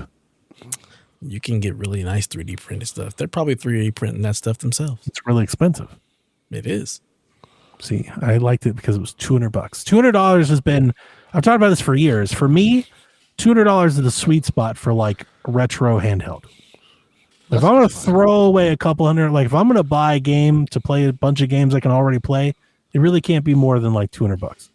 That's like my threshold. So this is the first time performance has entered my buying parameters, and now I don't even get it anymore. Mm-hmm. Sorry, the other one, I may just keep it. Like even if they swap the stick, it's not the end of the world. But I really wanted those face. I really wanted those face buttons. It looks. I was going to do cool. like I was going to do like screenshot and like my menu button and a save state. Like I was going to map all those right there, and we were right as rain.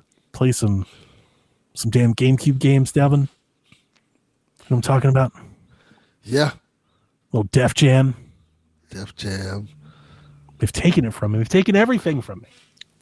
Yeah. Yeah, it just took some buttons from you. That's all. I'm about to storm the 2025 in a Capitol. nutshell. You should. I think I should. When you go get up really there mad with a about sign something, and pick it and be like, "What the fuck is this shit? Give me the start- RP6, the original." Yeah, just go out there, pick it.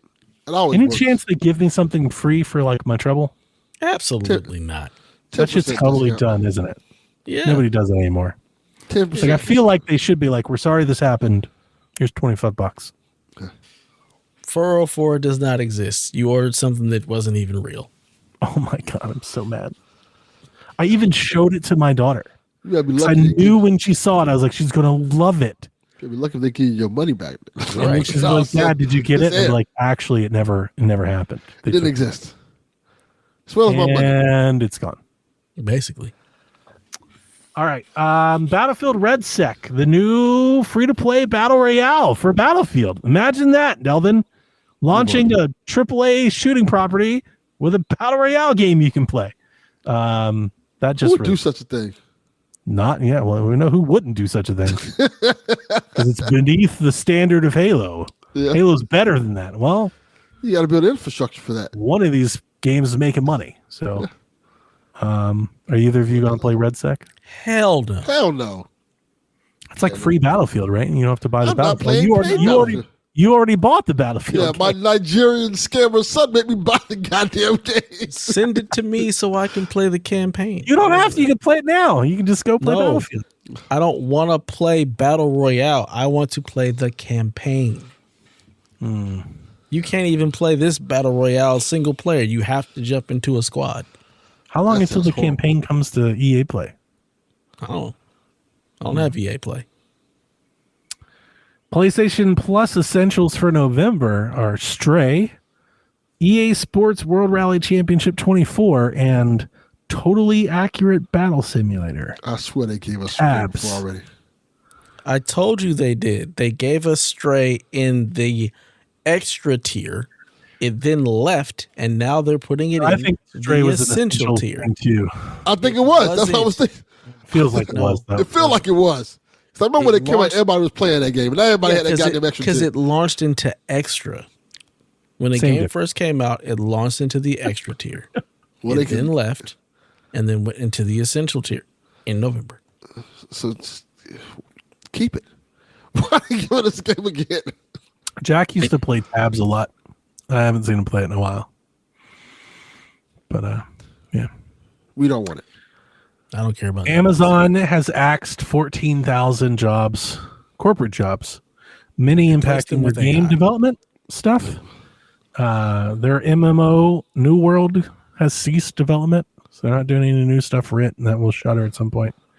They did say they would continue development on Tomb Raider with Crystal Dynamics, and Maverick Games apparently is making an open world driving game. They're still working on those projects.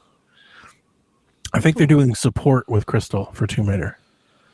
So They need to go ahead and hire them 14,000 people back and put them to work with AWS and keep the shit running. Yeah. Fucking Azure goes out. AWS goes out. Thanks, AI. yeah. I've been talking about that. It's like, obviously everybody's moving to the cloud. You know that. I know that everybody's doing it. And my boss just mentioned on several occasions, he's like, the cloud, you never have downtime. I'm like, oh, we have downtime. I keep trying to explain it to people. We had it happen happened a couple weeks ago, right? That was last week. And today, And that was Azure the went down. First time that I sent him, I was like, see? Yeah. And he was like, well, isn't it supposed to roll over to the other data center? I was like, yeah, but you have to have data to scale. Yeah. Like if they don't have your program to scale up, then you got nothing. And if you can't get out, right. if it's traffic's black at the firewall level, at the switch level, then it doesn't matter. If you can't rescind and receive, same problem, different day, same difference. Yeah, at least if it's on-prem, I can Yeah. work on it and get it. Yeah, back up. exactly. If it's in the cloud, I'm just at the mercy of whenever they get their shit together. we're going to move my stuff to the cloud in the next year or two based on when they figure it out. And it's like, that'll be the end of that. And I have made everybody's life way more comfortable because I just fix it. Mm-hmm. And now I'm just going to be like, I don't know. Let me put a call into tech support and see what happens. Not even that. Look, it's down. I'm just going to refresh the page. And when it comes back up, I'll let you know. Wow.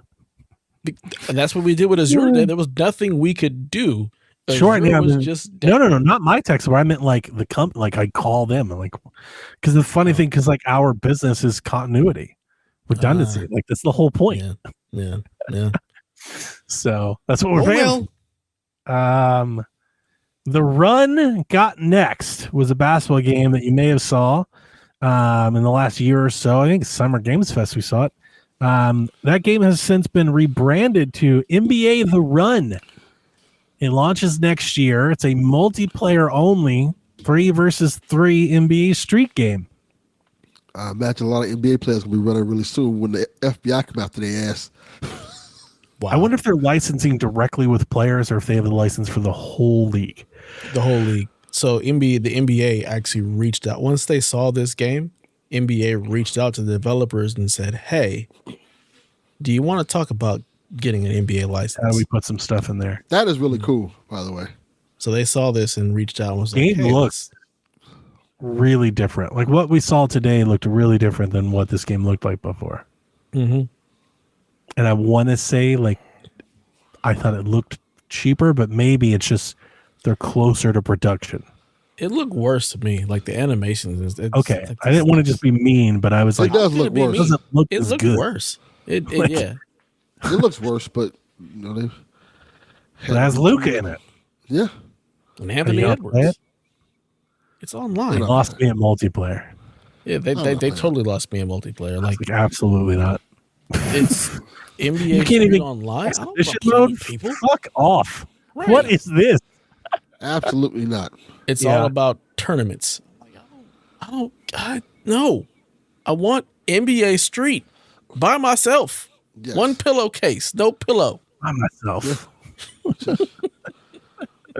What I want is a Sunset Park video game. Just make that. Wow. Let's go, What a baby. Throwback. Spaceman. Sunset Park, what time is it? Yeah. Or Above the Rim. That works too. Can you come out and play? Yeah. Absolutely. Let's go. I'm Make Above the Rim. Then when a player gets mad, you come on the court with a gun. I was like, only if I come out with the gun and just start dumping. If I can do that, or He's on fire. throw alley oops to myself. Yeah. I forgot what Check number he yourself was. up. but Boom, shakalaka. He gets a block, throws a pass, catches it to himself, and does like a 360. I'm like, they couldn't edit that correctly. No, they could not. What about Slam City, Delvin? Oh God. I'm Featuring here for that too. Scottie Pippen. Let's go, baby. I've never seen this until today. Absolutely buying this. Slam City, baby. 100% I'm buying this. Did game. you see this, Delvin? Yes, I did.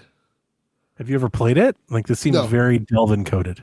I have never played this one. I played the other one. How does this shit work? What's the other one? Was it I think it was a Charles Barkley one, I think it was. That's the Really? Charles Barkley Shut Up and Jam. But this was Slam City featuring Scottie Pippen. It was a FMV game on Oh, I Sega think I CD. did play this one. I think I did play this one. It's a first person full motion NBA video basketball. Yes, I remember this is- game. It looks terrible. The way it plays is you have to watch the character and see which way they move. If like the guy moves left and you move the joystick to the right so you can go past them and you automatically score a point once you do that. Based off their reactions. It's not good. Yes, I've played this before. Yes, you're the white guy. This looks like Nickelodeon Guts or something. This is crazy. That's correct. Did you see that shot was way off? It was not even close. God. Who? Look at her. That's who you played for. Yeah.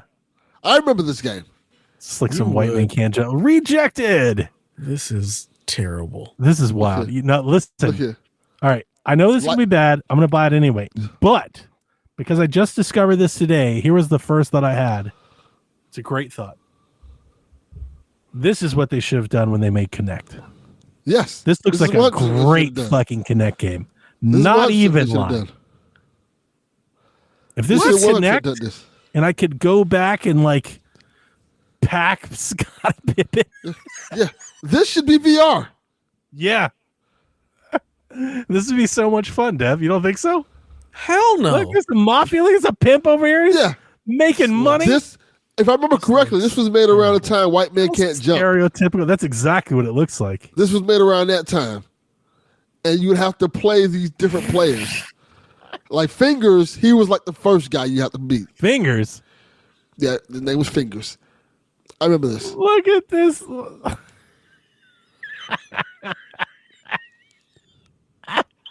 I have to buy it. I have to have it.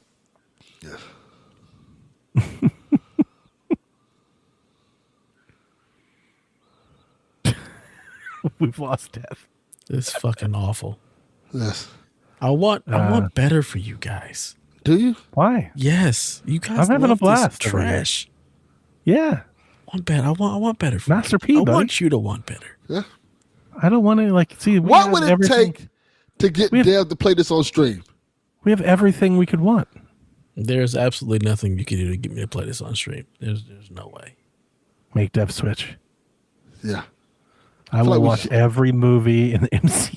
Yo, what would it take for you to do this? Lots of money. I need Mike Brown money. No. I'll open the bid at $3. Absolutely. What can I give?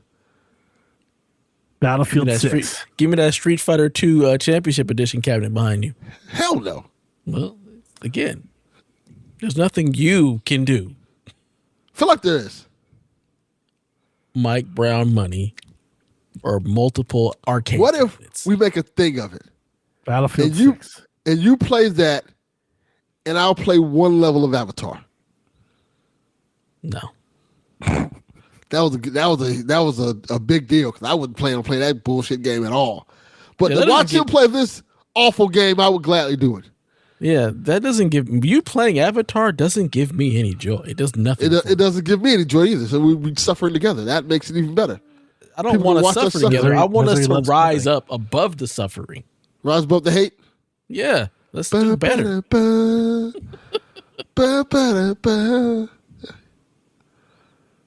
All right. The last bullet point I didn't write says elsewhere Sega CD. That's it. That's pretty appropriate. Who wrote that? I didn't do that. I didn't write that. I didn't write that. I didn't write it either. All right. Well, I don't know how they got there. Is there? I was positive Dev did it. I didn't write that. I didn't do it either. All right. Well, I thought this was referencing the Scottie Pippen game. Me too. I have no idea. Was that a Sega CD game? Yeah, it was definitely that was one of the Sega keys. That's Maybe how I it played was. it. Maybe that worked out then. Yeah. Maybe it was. I don't but think I there that's was a game called Elsewhere on Sega CD. I think what happened was this game was made on Sega CD and now it's coming elsewhere. Yeah, we were Yes. talking about Sega CD today. You were giving me a schooling on what the Tower The of Power. Sega Tower of Power, baby. That's some nonsense. I can't Just believe you a didn't bunch know of about shit. that. Like I love it. It's crazy nonsense, but that is some rubbish. like he What? just transformed the shit on top of each other. Oh, it was Like, great. It looks it's crazy. I had it. I love the it. Super Nintendo had the Super Scope 6. Sega had The Sega modularity CD of and that 32X. early Yep. time was like really like novel and impressive, and like we've seen that even continue, not in consoles but like forward in tech. There's always been like spin-offs to try and make like modular upgrading things a thing. They've never really seemed to take off though, like that I can never imagine. Like I think once you start clipping things on, people lose interest. But like the industry, like technology hasn't let go of that idea. Like that still kind of keeps happening. It doesn't make a big enough difference for it to be worth it. That's like the biggest thing. Like, so you have this Sega CD, but like that's the quality of game you get. Yeah. The 32X was supposed to be 32-bit versions of games. They were more expensive, but more or less it was the same exact experience you have. I didn't even know what that's- cart. I didn't have. I didn't know what any of that stuff was. I know the with the Sega CD, they had games, and they added video cutscenes to them. That was the whole big thing about those games, like Spider-Man for Sega CD. It was pretty much the same game for Sega Genesis, but they had cutscenes that had like storylines into it. Yeah, and alternate endings. That's pretty groundbreaking type stuff. It was dope as fuck. Like Yeah. if you get to the last level, you can look this up. If you get to the last level of Spider-Man on Sega CD and you lose, fight the Kingpin. yeah, if you lose to the Kingpin, they will show your character in a little cutscene die. Him and Mary Jane gets like killed. Like that was fucking revolutionary. Like that's cool Instead as fuck. of just your character just falling over. Instead of just saying game over, there's a whole cutscene that shows you. I talked to Delvin and Rebecca on Shack once. Like the Satella view was pretty fucking wild and out there and doing some wild shit before, I never existed and knew what was going on.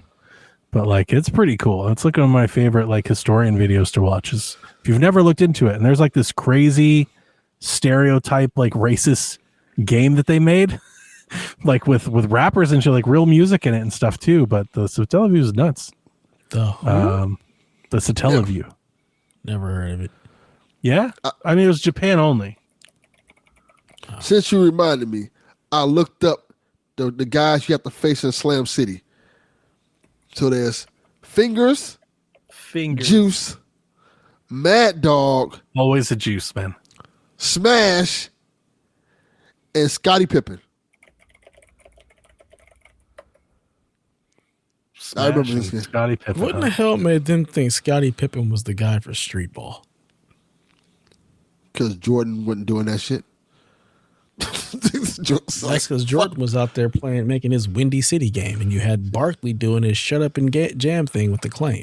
They're like, who else can we get? What about that Scottie Pippen guy? You should have got somebody from the Pistons. Like that makes more sense. Go get Rodman. Well, Bill Laimbeer Combat Basketball. Yeah, that's true. They did have that. I think the game is called. I'm still on the Satella view. It's called Mighty Pockets, and I'm going to read you. I think we've done this before. Maybe I'm going to read you some of the folks that are on the soundtrack. Coolio, dope. DJ Jazzy Jeff and the Fresh Prince, dope. Cash Money and Marvelous, okay. Public Enemy, Fight the Power. MC Hammer, Can't touch this. Brandy, Want to be down. Michael Jackson, my guy, the GOAT. Salt and Pepper, Something. Yeah. Shoop. Casey and the Sunshine Band, Skilo, I wish. That definitely is on there. Gangstar. Like it's pretty crazy. Gangstar. I love Gangstar. And I found out about this because of one of those YouTube videos. But yeah, it's like Satella View is like this. I don't know. It's like Sirius radio for games. It was like a beam streaming transmission that you could play games with, but like it was basically like TV broadcast. You could only play certain games at certain times. But in between the times, they had like this little hub world that you could like post messages to your friend, like almost like a little social network, obviously archaic by today's standards, but they were doing it. Like it was working and they did it. It didn't make any money. It was a huge flop, but it was an add-on too, like the Tower of Power. Like you snapped it onto the Super Nintendo, Super Famicom. And it's just, if you ever get into trying to, learn about something new, I wholly implore all of you to just go watch one of the many Satella View videos on YouTube. That's very interesting. It's very neat stuff. But yeah, that game, that Mighty Pockets game, is a game where you're trying to solve the mystery of who stole a purse. And it has this giant soundtrack full of rappers, and like all the culprits look black. And it's just like, what the absolute fuck? Of course.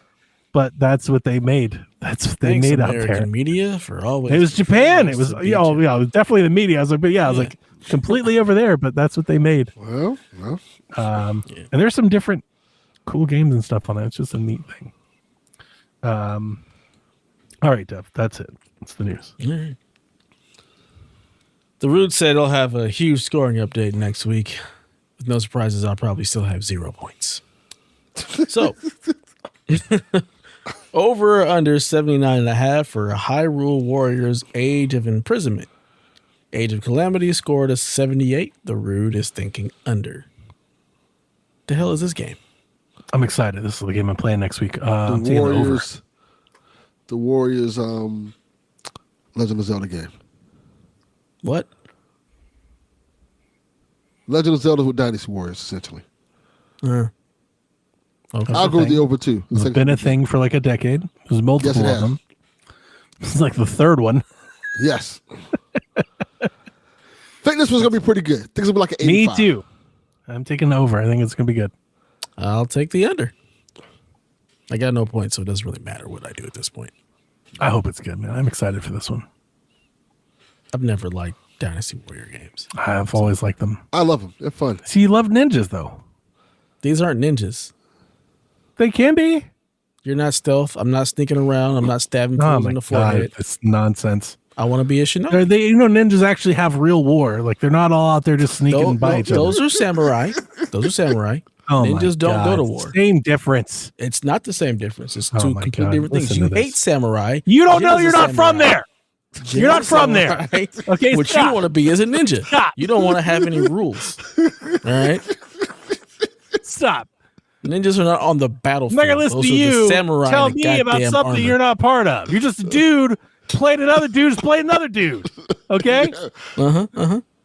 You go enjoy your little samurai battle. All right. Absolutely. Have fun. All right. Enjoy it. I like a good Dynasty Warriors game. They're always fun. Not always. Usually. I really like wanted.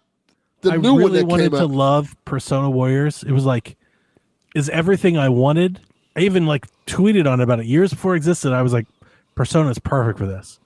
All I wanted was an easy to digest, story based Persona game that was a Muso. I was like, fucking let's go. Thank you, Jim. And they made a 100 fucking hour grind forever ass Dynasty. I was like, why did you like?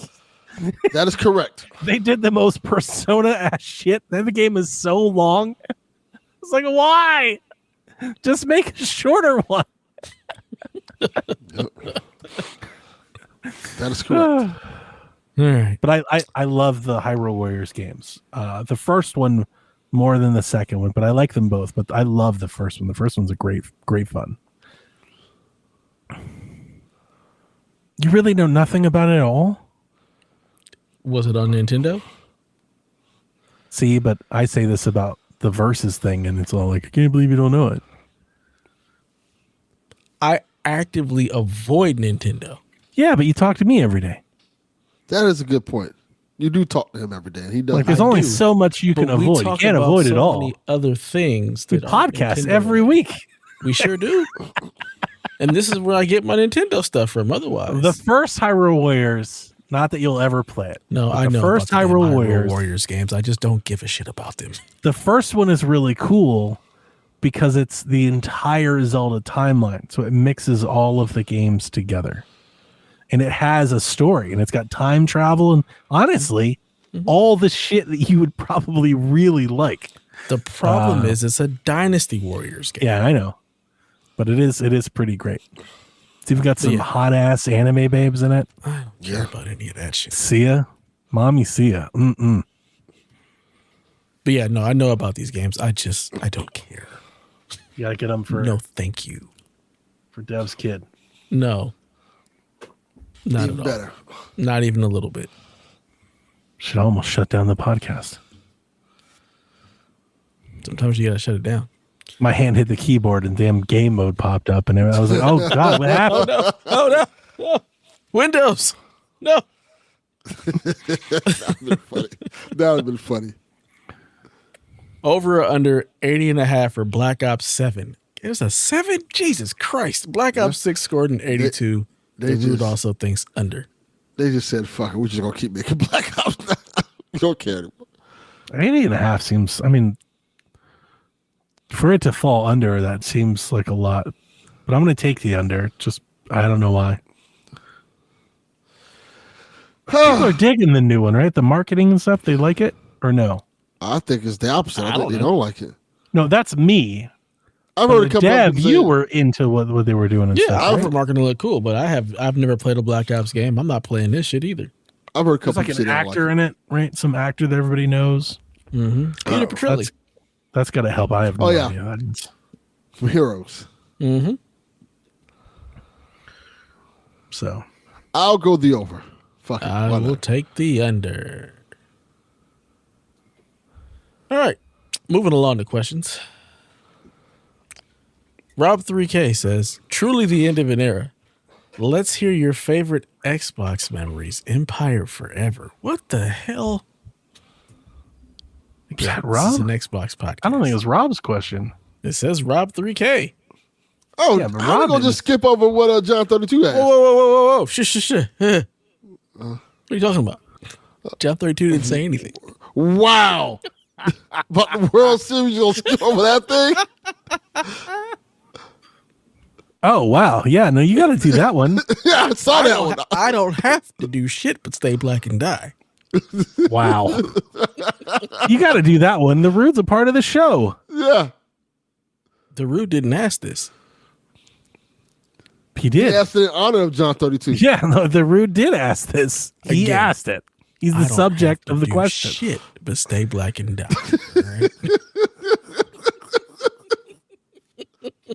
This is how the NBA players got in trouble. Just picking what they want to answer, what they want to do. We ain't got to play this quarter. Exactly. Rob didn't ask that. I'm gotta point be, shaming out here. You know why you don't want to ask that. I don't remember who asked it though. Like, I think I put Rob because maybe I was talking. Rob came back to the Discord, so like maybe I was talking to Rob. Maybe. I have no idea, but I don't think he asked that. Well, whoever you are, someone asked Yeah, whoever you are. about their favorite Xbox memories. Empire Forever. No, wait a minute. We're not. It's about the World Series. What are you talking about? Who do you have winning the World Series? Blue Jays or Dodgers? Based on Says what the happened series tonight, is tied. Game 5 should the series be right. is not tied. it's not tied. That's why he don't want to answer the question. Oh, The series So I is assume Blue the- Jays 3-2. nice. Have the Blue Jays ever won a World Series? Hell if I know. It's baseball. I don't care. You know what? I hope the Jays win. You The know what? Dodgers are just the Yankees. They've just bought every good player, so it's not Not a fun. bad thing. Nobody Yeah. wants that. That's what LA does. We don't actually have anything homegrown. We just steal from everywhere else. Like LeBron James. Basically. He They can go. stole we LeBron. don't need him. We don't need him, clearly. They don't need it. This is the thing. We want to be a star. Let's trade him now. I'll go with the Blue Jays And I'm abstaining. because I want the point. And they're closer to winning.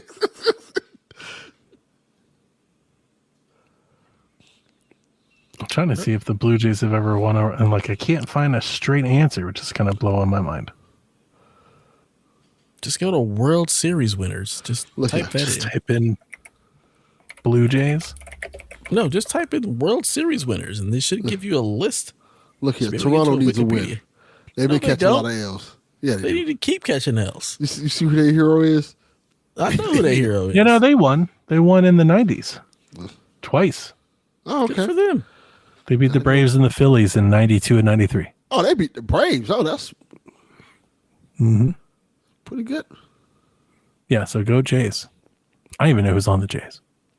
I don't know either. Bunch of white people. No, Bunch of Canadian white people. no, they got some Dominicans on there.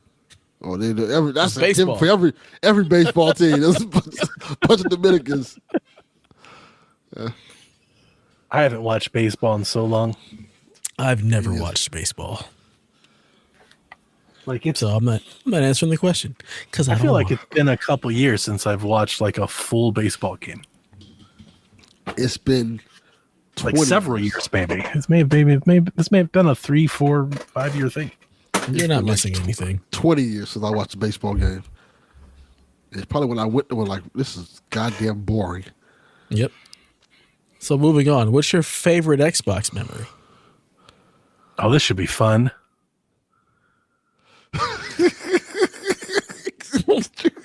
Should it? I want to be petty so bad. Fuck it, I Do am it. being petty. No. Don't. Go ahead. No, you seem like you want to say what I want to say, so go ahead and say what you want to say. Go ahead and say it. Mine is them dying right now. That's my favorite Xbox. Favorite memory is right now. Right now. That's so sad. Look, I don't think, during the PS3 era, I had to hear nonstop about how great the fucking Xbox Live. Because it was so much better. Xbox. But I don't play online. I didn't care about no Xbox Live. I never bragged about Xbox Live, but the 360 in all general, I had to hear the about. 360 was way better for like years. What was better about it? The only thing that wasn't better was the Red Ring of Death. That was objectively worse, but everything else was great. Didn't have Uncharted. Wasn't For better. me, it helped because it was cheaper. Yeah, but Uncharted didn't show up until later, though, right? Like 2 years later. Yeah. And the PS3 came out a year after the Xbox. I never found Uncharted until way later, so maybe that's just my own timeline. But yeah, Xbox just never had anything I wanted to play, so I'm like, I don't want this system. So my favorite memory is all the Xbox fans cheering for Sony's death when Activision got bought. They just who knows?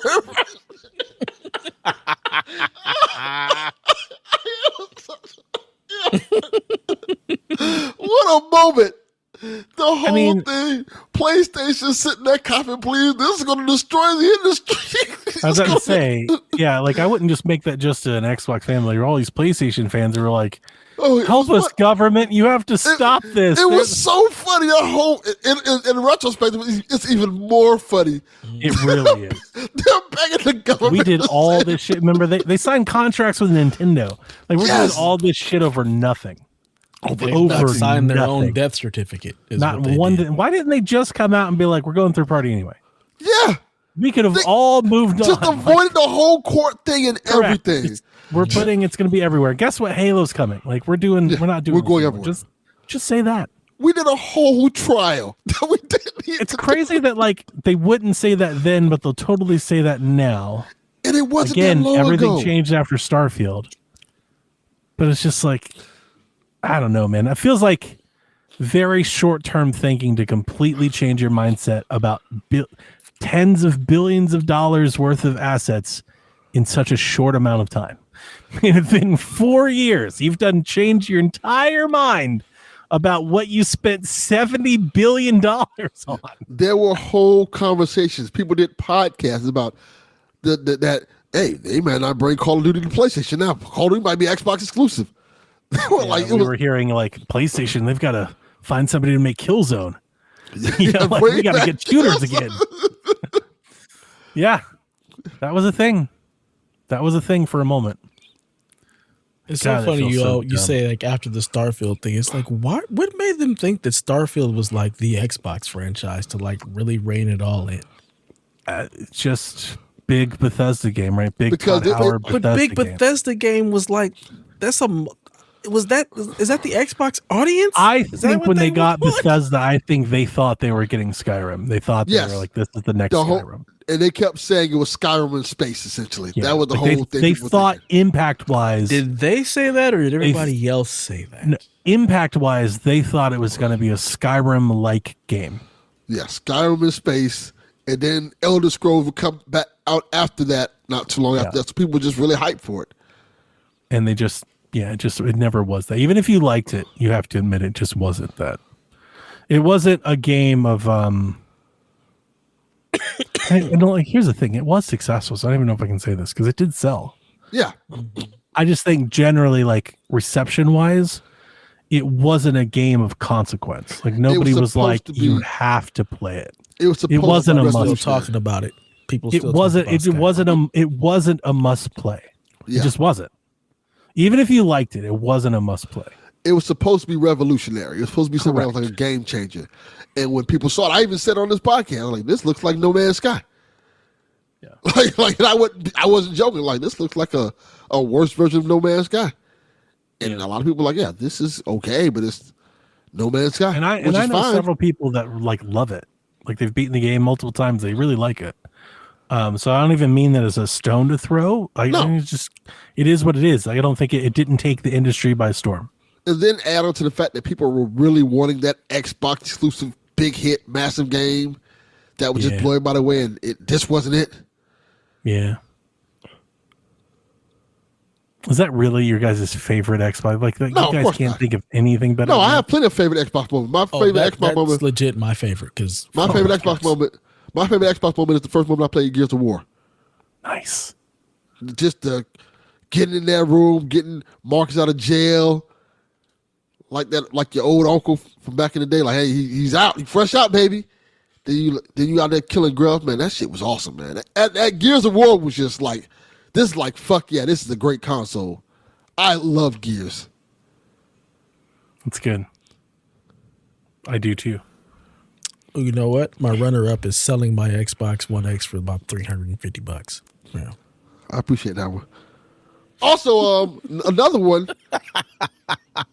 When I first played the original Titanfall. Oh yeah? Yeah. I loved the fuck out of the original Titanfall. You play it online? Oh my god! Yeah, because the whole I bought an Xbox for Titanfall, the Xbox One for Titanfall. I was like, this game looks I dope. skipped that. I like, this game looks dope as fuck, and I was like, oh, it's fucking multiplayer. And I think I ended up getting the Xbox that came with the Titanfall already with it. So I'm like, oh, okay, I'll try it. And I played that game for a little minute. It's amazing how much of that console's brand's identity is that militaristic bro thing. Yeah. Mm-hmm. Like America. 1000%. That's exactly what it is. It's the America console. Yeah. It really is. Put a motherfucking flag on that bitch. Call it a day. I'm surprised they haven't done that yet. I mean, oh man, I was gonna say this is the tweet.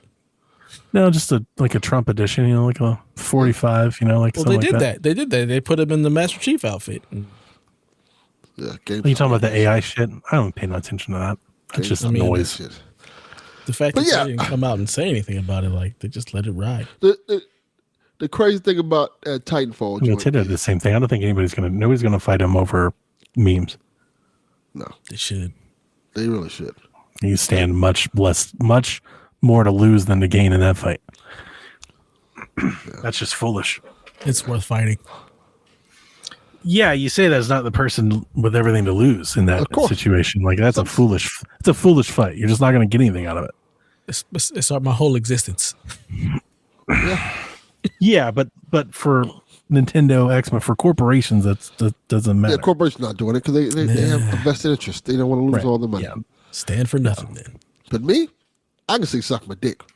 Yeah. No, that's a battle of self. I get, but no, of course. When that happened with Nintendo, they did the same thing with Pokemon, and people are like, "Nintendo's gonna sue them." Nintendo's not gonna say a damn thing. They're not gonna do shit because their tariffs have already gone up and down and back. They're not gonna. No, they're not touching that. Nothing.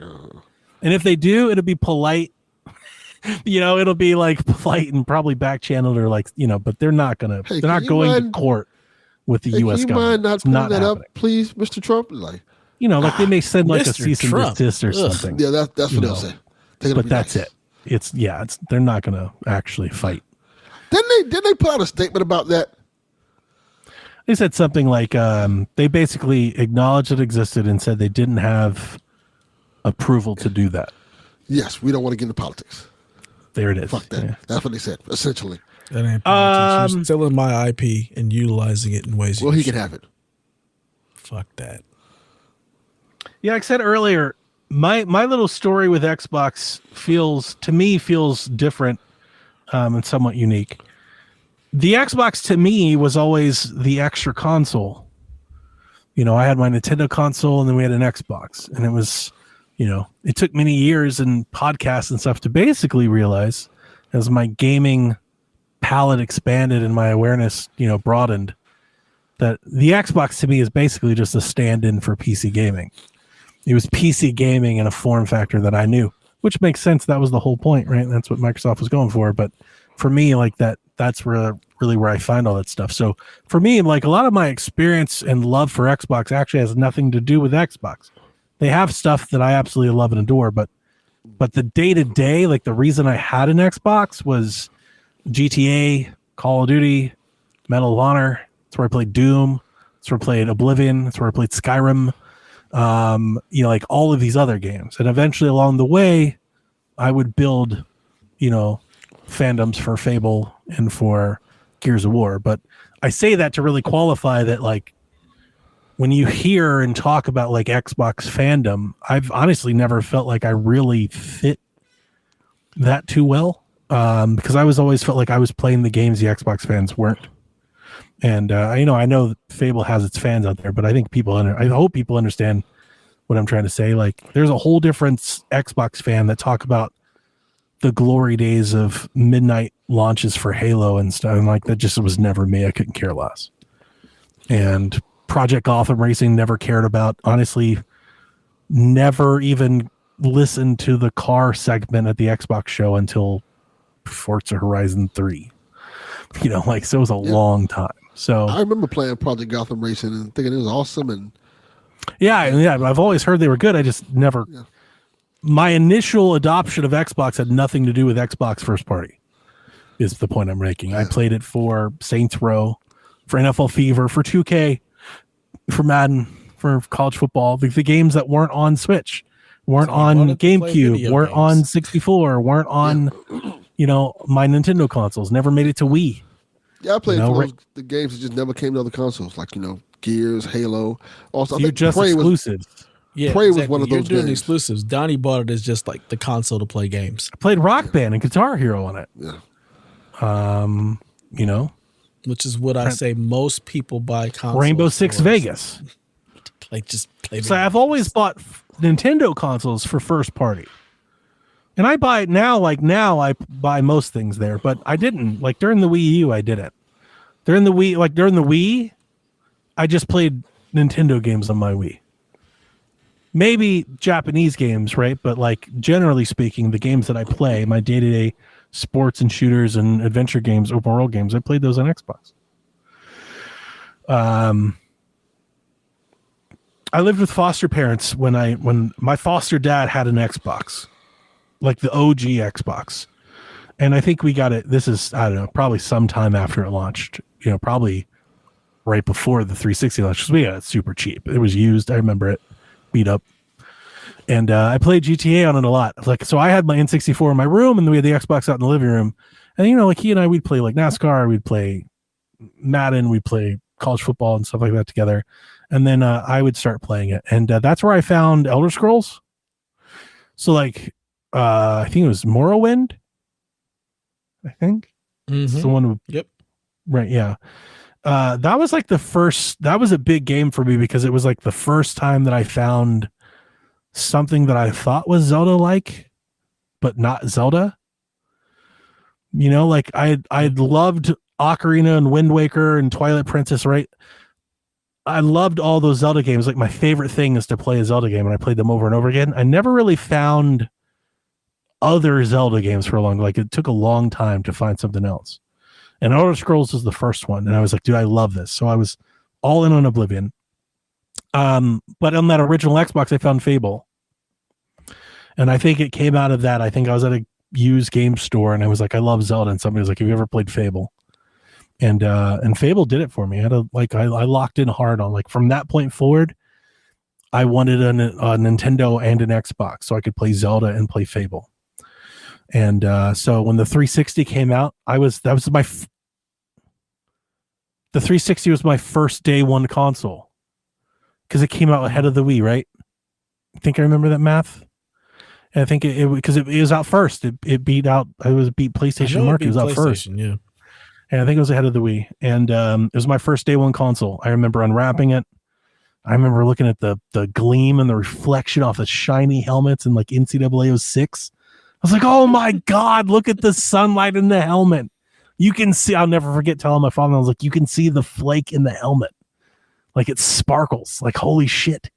And yeah, I loved my 360. Absolutely. And all the shit that Delvin mentioned. And, I definitely, Gears was another big one for me, especially not being much of a Halo person. So like Gears nights with friends and stuff, but what I want to say, was that Delvin Jr., you think? Yeah, I think so. That was What I Jr. want to say is that the 360, I think, like, if I could just pick like my favorite moment, I think that 360 launch period, that launch year, 2 years maybe, that felt at the time, and maybe it was just my age. What are we thinking? I think it was like 2005. So I'm like, oh man, I'm like 15, 16 maybe. I don't even know. I'm trying to do the short math in my head, but yeah, like slightly less than maybe 17. So it came out in 2005. Okay, that's See, I had it right. Yeah. 15? No. Hang on. Make sure I did the 2005. math right. Yeah, so I'd be in 10 in 97. Would have been 20 in 2007. So minus 2, so 18. Okay. 17, 18. We call it that. That just felt like a big college.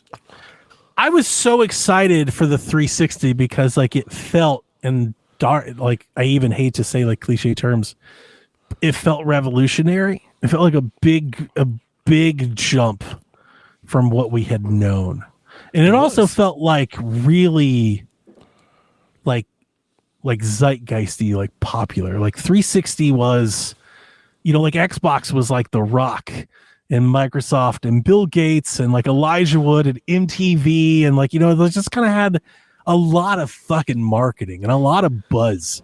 E3s were really fun. They had exclusives, right? They had Oblivion and their fucking Grand Theft Auto. Like they were noisemakers. It just had energy, man. It had a shit ton of energy.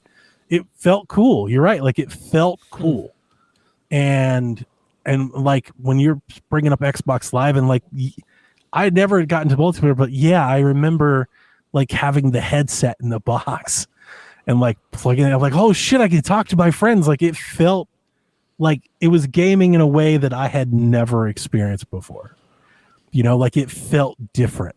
So I was all in. I did have a red ring. I had 2, I think, but in both cases they just replaced it. So for me, it was never like a problem. But yeah, like I think like if I could just, I don't know, I know that's not a specific point. It's more like a time frame, but just everything about that lead up to that launch. And also like that's around the same time. That's when I start finding game sites, game blogs, game forum. That's when I start connecting more with gaming. It's like before that, I talk about all this time, like I was always gaming, but like never on time with the rest of you, always behind. Because I wasn't clued into I didn't know what was happening. I didn't know what was coming. I had no idea it was coming out next year, next month. I just went to the store when I had some money to buy a game, and I just bought something that was there, right? Like I didn't even know. The 360 is when I really started following like news, and the Wii. The Wii was a big part of it too, but like that's when I really started following game stuff and starting finding community, I guess. So sorry, I realize I probably went on a big tangent with that one. No, you're good. This is your favorite experience with Xbox. It makes perfect sense. It's just the 360 is very like Attitude Era. It is. It just feels very symbolic of that time. And it was pretty crazy. I remember I called in sick to work the day they swapped out the dashboard for like the new OS, because it blew my mind. I was like, holy shit, we're getting, just like now, the new full screen Xbox experience. Like you gotta see it. Like they had like the avatars and shit, because you remember we had the blades, which I love, right? And I'm very nostalgic for the blades. But then they like one day you just got an update and it swapped all of that shit out, and the entire system changed. Like all the navigation UI changed. They had a Netflix. They're like, oh shit, Netflix. Like PS2 had, DVDs, PlayStation 3 had Blu-rays, but both PlayStation 3, like the fact that PlayStation 3 and the Wii and the 360 had Netflix was a big deal. It was. Before we all had streaming everything, everywhere on everything, like having a device that could do that was a big deal. Like so many years after that, through the recession and my first child and living literally broke and paycheck to paycheck. And like, we lived off that 360. It was our entertainment hub. I own, episodes of TV and subscriptions to Netflix because that was television. Like we all did 360. So yeah, that'd be my favorite. Like I love that whole time. And then Matrick happened. Yep. I got Matricked. And it all went to shit. And the sad part is I love the Kinect. Even the Kinect 2. Like the Kinect was great. I understand the urge internally for Xbox to go, let's make this the console. Yeah. And I even give them respect for like doing as far as they did, but boy, it was a big mistake. Yeah. And it brings ghosts. Well, you can see ghosts with it. Yeah. Paranormal Activity. You can see ghosts. It meant like I always bring that up. Thank you, Delvin. Do you ever remember the moment you realized your Kinect could see ghosts? That was like the scariest shit. I was like, oh no. What? In Paranormal Activity 3? 3. 2? Yeah. 3? I think it's 3, yeah. They have, there's a Kinect in the house. You know Paranormal Activity, right? It's the ghost films, like a home theater. Yeah. So it's filming, and the Kinect at night, like I guess in the dark, projects like dots onto the room to track you. It has like a light, you can see it. So in the movie, you see a ghost move through the field of the. I was like, oh no, we got to get rid of the Kinect tonight. That's how you get ghosts. That's what I'm saying. Like Xbox felt like the culture, pop culture, like the the zeitgeist. Like it was in movies and shit. Like everybody was doing Xbox. Like fucking The Rock was talking Xbox. Like what are we doing here? Interesting. My experience was completely different. Because Sony walked out and said $5.99, and you were like, "Let's go."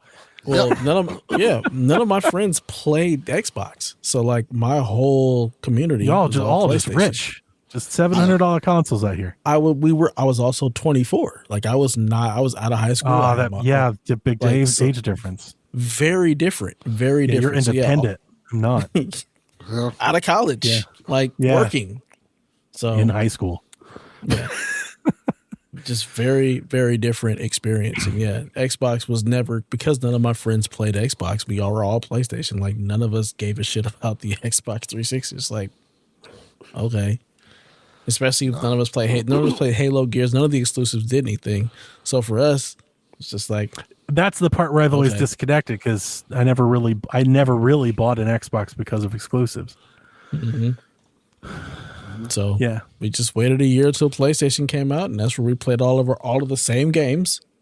Like bought it for games, played Madden's. I remember the first time I got a PlayStation 3. It was pretty early on, and I think the PS3 had such an arc from the beginning of what that console was to what it finished. Because the beginning of that console, I think, is pretty fucking rough. Like the OS, the delivery, and like how it would install and the navigate, like it all just felt really, really clunky. I remember they had like that Sony music service and stuff that they were trying to do. Like they had a lot of stuff that they were trying to do. And then eventually, I don't know when, but eventually it felt like it got very game centric. And then they got the cheaper model, and I think they refined, the XMB, and then like it really hit its strut. But I think for the first couple of years there, like I always looked down on it. I don't think it ever really changed the XMB. It was all the same. It was just different services that were available. They definitely they added themes. They upgraded a lot. Like if you go from the piano day one to they upgraded a lot, Dev. Like there's a lot. I never changed themes. Like that's the other thing. Like it's even I think the organization, the way like the stuff is organized, and like they rebuilt the whole store. PlayStation store is trash. The whole store the PlayStation store was always trash. It was just a web browser. But I also didn't use the store because I wasn't buying digital games. It was real. And maybe this is a better way of putting it. Coming from the Xbox, in comparison, it felt sluggish, slow to it felt antiquated. We're like, because Xbox Live felt futuristic. You know, it was like this is way better. You know, I think the way that I interact with consoles is also very different. Like it wasn't my hub. It was just the thing I put the disc in to play the game. So there wasn't a whole lot of. And the UI was that's what I'm saying. And the UI was representative of that. Xbox. It's funny that we're talking about them just dropping live, and you're like, yeah, that makes sense, just multiplayer. But like, live at its wasn't just multiplayer. No, it was. You weren't. It was like a social network. It was like fucking Facebook or something. Correct. Like they really got away from that, but like, it was a different thing. It was a whole. Yeah. That's what I'm talking about. I wasn't talking about just the multiplayer. I'm talking about the social aspect. I didn't give a shit about any of that. I literally bought goods for my avatar. Yeah, I always thought that was the dumbest thing in the world. Sure, of course, everybody did. Horse armor, like the whole gen. But like, I did it for I got Ohio State jersey, Browns jersey, and shit for my little avatar. It's gotta look like you. Gotta have your swag on. Hell yeah, you gotta know it's me when I pop up with the game invite. Dude, fuck me. Xbox Live Arcade. Dev, I was in heaven. Some of my favorite fucking Braid, Geometry Wars, Castle Crashers. Honestly, I've said this a million times, is how I would say discovered, maybe rediscovered. My entire life until Xbox Live Arcade came along, I thought Doom was Doom 64. Because I only played Doom and I only played Doom 64. Now, I think because of that, I think I have a much higher opinion than most on Doom 64.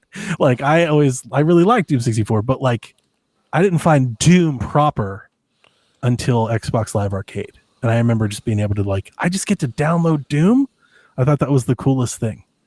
And of course, we take all of these things for granted now. Like, this is just the way things are now. But back then, digital distribution indies, there was a huge deal. Like, it opened up so many games and so many cheap games.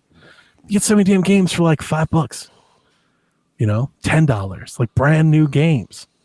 I loved that shit. Absolutely loved it. Yeah. I'm glad you had a good time with it. Just again, I just can't relate. It just wasn't my experience. I don't miss the hard drives. I don't remember all the memory, the hard drives and snap-ons that we would have with the consoles, the 360. That's right, because it launched because they had like the base edition that had like a 4 gig hard drive or something, and then there was like they eventually got there. I thought the first one launched with 20. That's correct. And then there was like and then one day we got to like a 120 or a 320, maybe 100. I don't know. 20, 60, 120. 60. And it was another one. Yeah. And those things were expensive. Like that, like the 360 was never like, but that was expensive. And there was if you wanted to upgrade no your hard storage. drive at all. Yeah, that's what I remember. That was the E model, I think. Yeah, it came with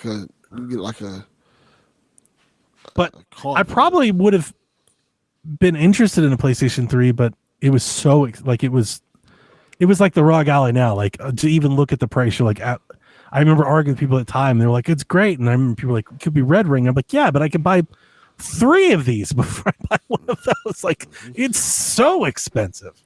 Yeah. My wife was still in college, and she bought me one out of the blue with a financial aid check. So it's all gravy. And she got me the piano black one with the 60 gig hard drive.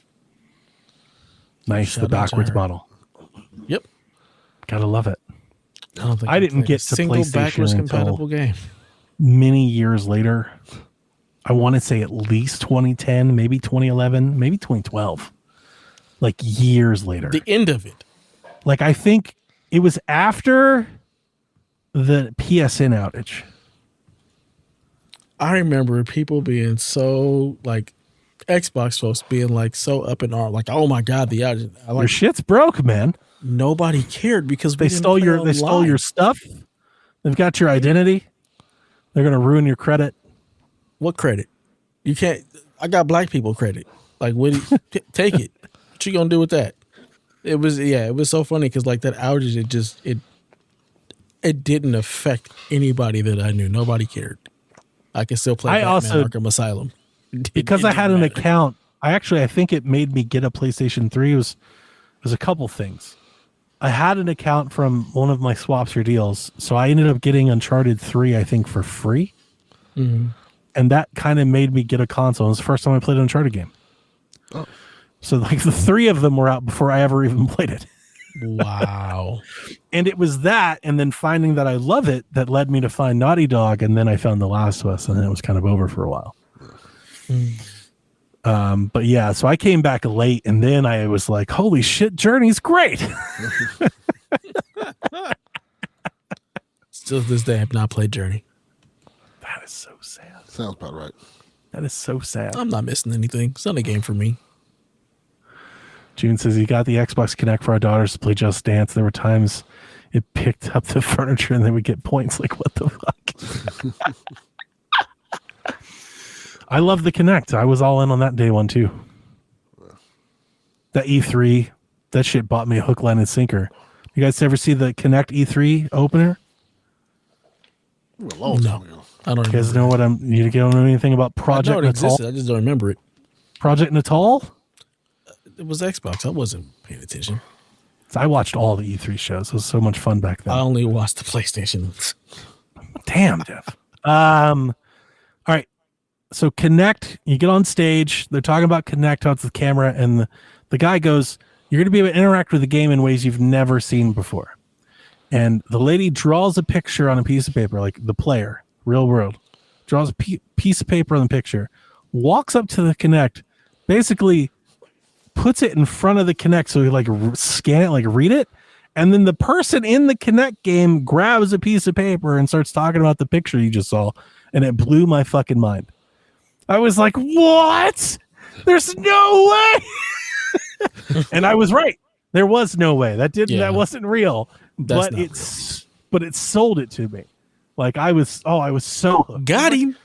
This is crazy. Like, yeah, I thought we were seeing again revolutionary. Like I felt like I had like a wonder for games. I think games had a wonder at that time that I don't think we really have anymore. Like they're all just PC boxes. They all look like PC. They're all just doing PC box shit. We still have that. But back then, shit was weird.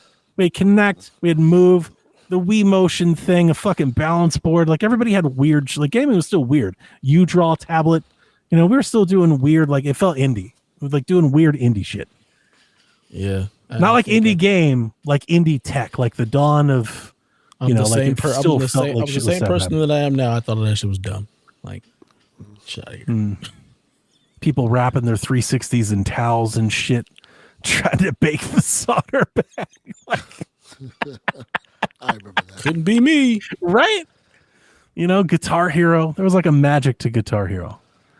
You know, I don't know. Maybe it's just my age. Maybe I'm just nostalgic, but I definitely I feel like I felt that at the time. I think that's your coming of age really into gaming because again, like you said, it was the first console you got to be day one on, and you got to live it. Yeah, you might from be the right. beginning to the end. Where You might be right. I had that with PS1, PS2, PS3 was the only PlayStation I didn't get day one.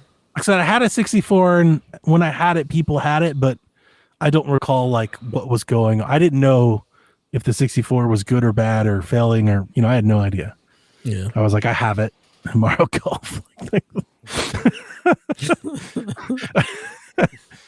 Xbox 360 was your welcome to the league moment. Kind of like, so like you guys, I guess and I know Delvin was 38 in 1995, but Right. for you, Dev, it seems like you guys got in earlier on following the industry than me. Yeah, I mean, I got Like you guys were following the upcoming releases and the news and the buzz much younger than I did. Yeah, with the original Nintendo because my mom got me a Nintendo Power subscription. Yeah, like So I I didn't had that. like. I needed the internet. It wasn't until the internet that was like awoken for me. Everything else was like hearsay from the playground, from GameStop, but just what people would say. Commercials here and there. Yeah. I don't know about you, Dylan, but yeah, I had all the game magazines. Like I would always like every month I'm looking to go to the the magazine rack to go find GamePro, EGM. I had the subscription to Nintendo Power, so I had all my Nintendo news, but then the GamePros, the EGMs, And eventually there was a magazine called Play that I really liked. Wizard magazine for like the comic books and stuff like that. How old were you when you really started doing this? Let's see. How old was I in 86? Yeah. Because that was when I got to play. That's when How old were you in 86? What are we talking about? I was 5. So you have like a 10-year head start on this for me. Because I wasn't doing this until, honestly, as much as I can recall, maybe tail end of the GameCube. But like I remember hearing rumors about what the Wii was. And that's when I started. So it was junior, senior high school was 2005, 2006 for me. So right at the dawn of 360 Wii, that's really when I started to get into this stuff. Yeah, man. Yeah. The Nintendo Power, and then we bought, I forgot what game we went to Toys R Us and bought, and they gave us the initial first issue of Game Pro. So like from day one with video games, I've got these companion books that have all this information for gaming, and that just sparked it. So I realized, I get these every month. So every month, like I'm waiting for the mail to arrive with my new Nintendo Power so I can see what is coming next. Like what's the next game? What's the new things that are coming out? And then going to the newsstand to see, okay, is there a new Game Pro yet? Is there a new EGM yet? So that was always, it was just part of gaming. Gaming was synonymous with the gaming magazines for me. They just went hand in hand. I feel like you've given me a better appreciation for folks' connections to magazines. Because I've heard that in our Discord and our listeners for years. I know people always talk about having them, and I would get one occasionally.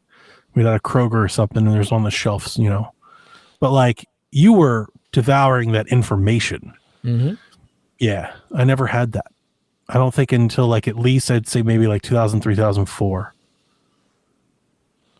Before that, games were like toys. I just had this game system. I didn't care if it was literally, I don't think I ever cared about whether a system was better or not until the Wii 360 thing. Because then all of the consoles, they were like, well, this has got the emotion engine, and then the Wii is like, it's the revolution and the controller, and the 360's Xbox Live Arcade. That's when I was actually starting to like, all right, pros and cons. Like let's do bean counters for these. Before, I don't think I ever gave a shit if my GameCube was strong, my N60. I never cared. I never even thought about it. I don't know. I don't think Nintendo. I started caring about what things were better until the PlayStation era, when you actually got to see that. But like Genesis or Super Nintendo, it wasn't about which one was stronger or anything. It was just like, what games do they have? Like, yeah. With EA, for example, like the sports games just played better on Genesis than they did on Super Nintendo. So like you wanted to have both because you wanted to play Madden or Bulls versus Blazers on the Genesis because it just ran better.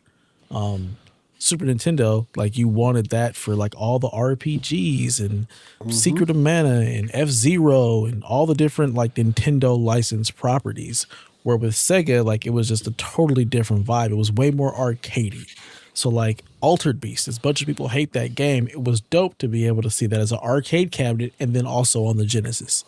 There's another game called DJ Boy that was just a lot of fun. You were a DJ on roller skates. It was a side scroller beat 'em up, but it was also that was in the arcade. So you have that also on the Genesis. And then like Street Fighter. Oh my God, I can play this almost at home like now. Yep. Like portables, like, oh, you can take your games with you. It's like, oh shit, you don't have to go to the arcade now. Mm-hmm. Yep. Final Fight, like all these games we were playing in the arcade started coming to the Super Nintendo and the Sega Genesis. So being able to have home versions of those was incredible. Like I got my Super Nintendo with Street Fighter 2 for Christmas. Great. Yeah. Yeah. This is all like, as I say, around that 2002 thing. Like I never really did magazines until Game Informer. I got Game Informer part of the subscription. I always read that. That might have actually been right around when it started.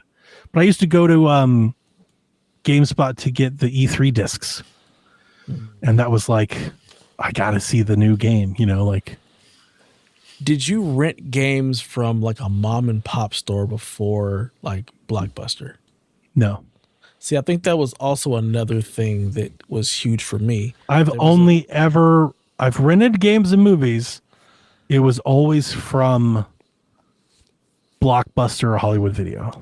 So around the corner from me, there was a mom and pop video store that rented video games. So every time I had a couple of bucks, I would go around the corner to this video store and look for the games that I saw in the magazine that I thought I wanted to play. And I would rent games based on that. There were some trash games and there were some good games. Yeah, but you had the ability to really like sample a selection. Mm-hmm.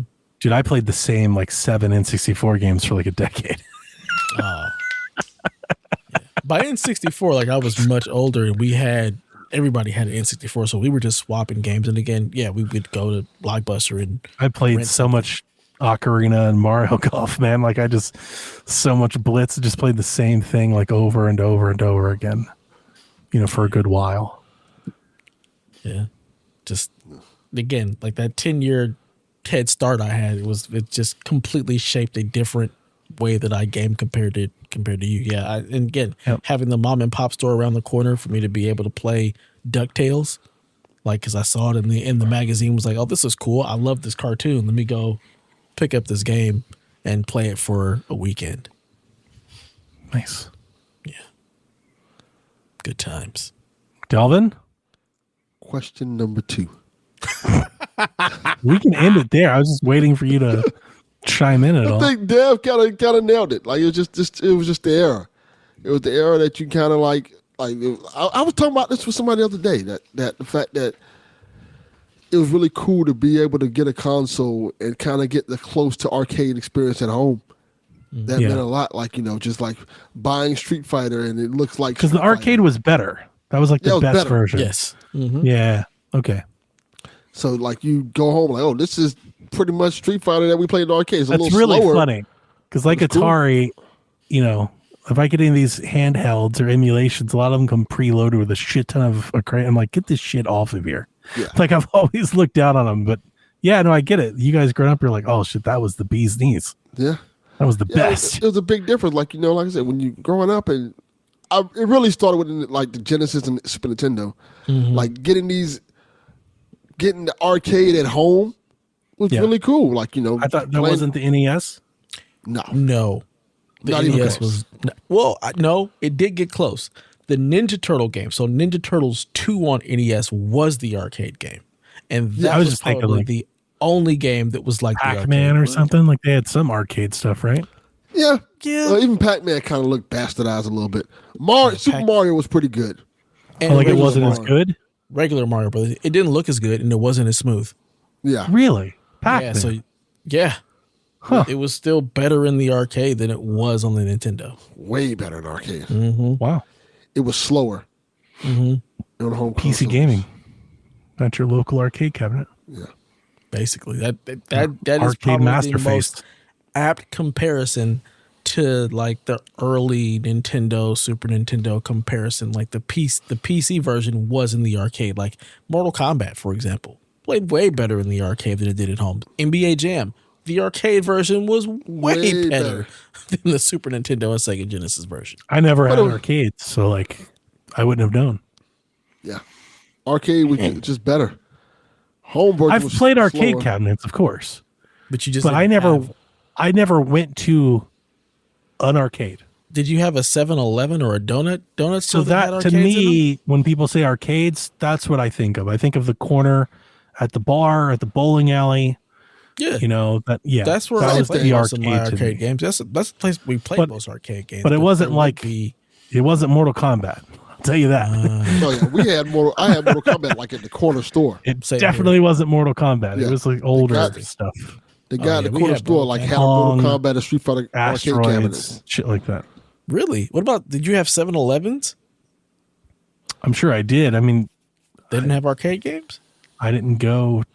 Well, one. I mean, I just at the time, or at least the time that I'm thinking of, my time in Ohio, we were poor. We moved around a lot and didn't have a lot of possessions. My mom never had a car. I mean, we walked. So I guess I lived in the inner city, so everything was didn't have any money. Walking distance. I didn't have any money either, but if I had a quarter, but like you guys talk like and I've seen it in movies and stuff, like a whole business that's just an arcade, like an arcade. So Like I've never seen that. To me, like the arcade is like the side of the bowling alley. That's the arcade. for the most part, it was. There was only one place that I ever went that had that type of arcade. That was the arcade, and that was at the mall in a pizza parlor that had Correct. a large arcade. Gotcha. By my old house, I had a corner store that had like 2 video game cabinets in there. One was Mortal Kombat, one was Street Fighter 2. I remember NBA Jam. I don't think I knew enough to know that it was better or worse than the NBA Jam that I've played at, friends' houses. It's a completely different game. Yeah. You couldn't see the player faces really good on the NBA Jam like the home consoles. The arcade one, that's Bill Clinton. Yeah, when they run up and down the court, they would get larger and smaller. The Super Nintendo and Genesis version did not have that at all. Yeah, the sound I was definitely. That's what I was saying. It wasn't until closer to the Wii that I was even caring about that. I think it was the GameCube. GameCube was like the time where talking about different levels of fidelity was like something I started to engage in. Interesting. Yeah. But for the most part, most of my arcade games were played at the 7-Eleven. They had Final Fight. They'd have Metal Slug or just a Neo Geo cabinet with a bunch of games in it. So Samurai Showdown. You'd have Street Fighter. You'd have the Neo Geo collections on Switch. Yeah. So all those games would come in one cabinet and you could pick between like 3 or 4 games and then they would just cycle them out. So like was the Neo Geo just an arcade cabinet? No, or was it something else? That's what I was thinking. Because I never knew what this was, never had one or saw one when I was growing up. But because of these collections, I've played all of the games. And if they ran like that on whatever it was, the Neo Geo was some hot shit, man. It was. I'm not going to lie to you. $500 in the Well, 90s. it was worth it. Because nobody based on the other stuff that I was playing, like at that time or even later than that, like there's a lot of cases that shit was better than shit I was playing 10 years after that. Like what they were doing, animation and like video and shit it's pretty great. Yeah. Neo like Geo Turfmaster still holds up. Like, it's still good. I was playing that shit. I was like, this is really good though. How does it look so good? How is it so smooth? Did you know anybody that had a Neo Geo, Delvin? Hell no. Like I didn't even know it existed until, not there were too 2 recently. versions. There was like the Neo Geo and there was like a Neo Geo Gold. It was more expensive. Yeah. And it literally was like having the arcade cabinet at home because you could also take your game saves and go to the arcade and continue them. That's some mind-blowing shit for you guys back then. Memory card. Mm-hmm. Like, wow, that's crazy. But again, I never knew a single person that poor. had one. Yeah, because that shit was $500. Samurai Showdown looks nice. It's good looking. Like, that's a really cool, awesome vibe. Neo Geo stuff. Yep. Yep. Those were good times. Good times. That's what I'm nostalgic for. Like, that's the stuff that I miss. I miss the pizza parlor, the arcades, the 16-bit era, the magazines. That's the shit that I miss. That's what I go back to in a heartbeat. Freddy Fazbear. Yeah. In a heartbeat. No second thoughts. Take me back. Yeah. Yeah, I mean, kind of get it, but it's definitely different. You have more professional coverage. It's like I think I'm very nostalgic for like indie web game coverage. There were a lot of like sites just popping up, like the .com boom and shit, just like, IGN64 and like all these forums and different places. And it was fun following and finding outlets of them before YouTube, before cell phones, before all that. Finding guides was like such a big deal.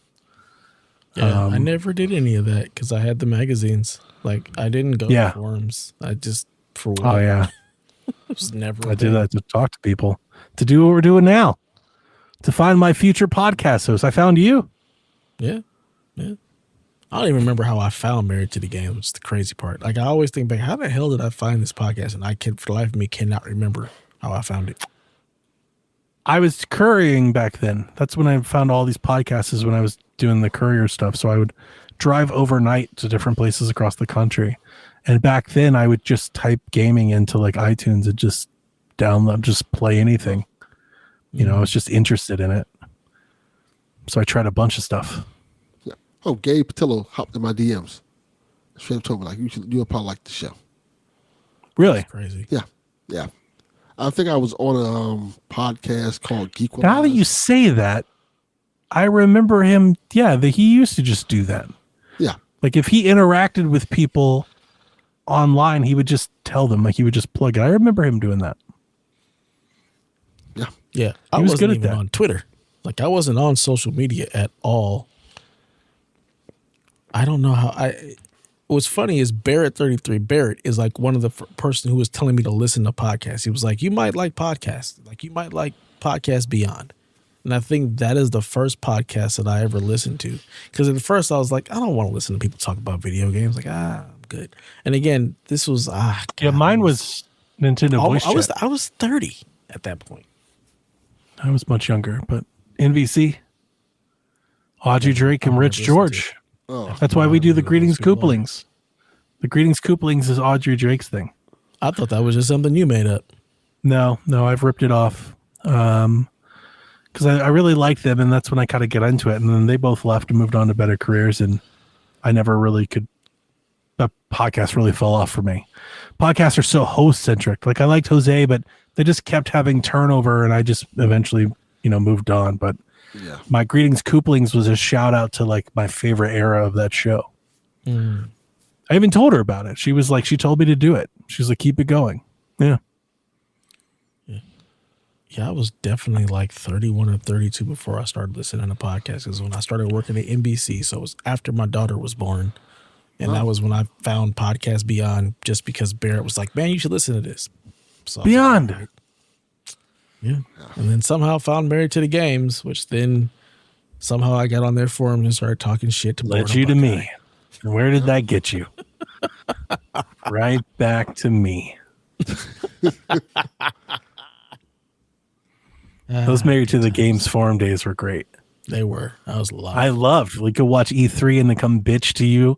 Mm-hmm. I don't know why you think it's so great. Who the fuck wants to play Flower? Oh my god. You were right about that one. Turns out you were correct. I'll never forget during one of the Wii U years. It was the year we all realized it was over. Like their big E3 was like, I think it was like Mario Tennis, which was real bad, and something else. And I remember going to Married to the Games because everybody was like, I wonder what Donnie thought. And I was like, well, guys, it's not good. like we fought the hard fight and we have lost. That forum was on fire the day. They were like, even Donnie hates it. Jason was in there too, yeah? Oh, that's how we met. Jason and I, we palled around those forums right back and forth for years. Mm-hmm. Damn. Fun times. What a time. What a time. All right. It's been 3 hours and 40 something minutes. Delvin is half asleep. Correct. You at any moment, Delvin, you can just leave. You don't have, you could just be like, I'm it's like we tell our guests, like, you could just be like, I gotta go.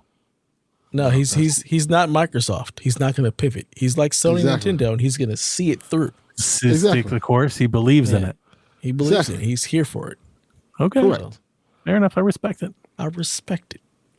He's But gonna bitch and moan all day tomorrow about it. Though. Goddamn right I am. That's the American way. I stay so I can bitch and moan more about it. Let me tell you about these fuckers that kept me up all night. He's over going on and on about Xbox. Dude, nobody cares.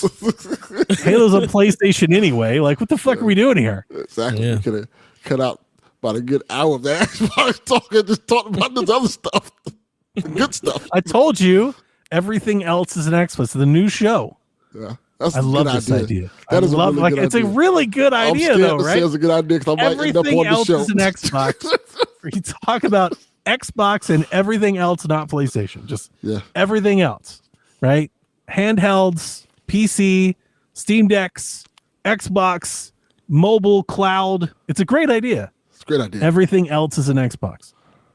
That sounds like a you Delvin and Sean show. No. It's a verbal trademark. I would love to do it with Sean. Sean can't do it, but like I would love to do it with Sean. Like Sean and like Garrett.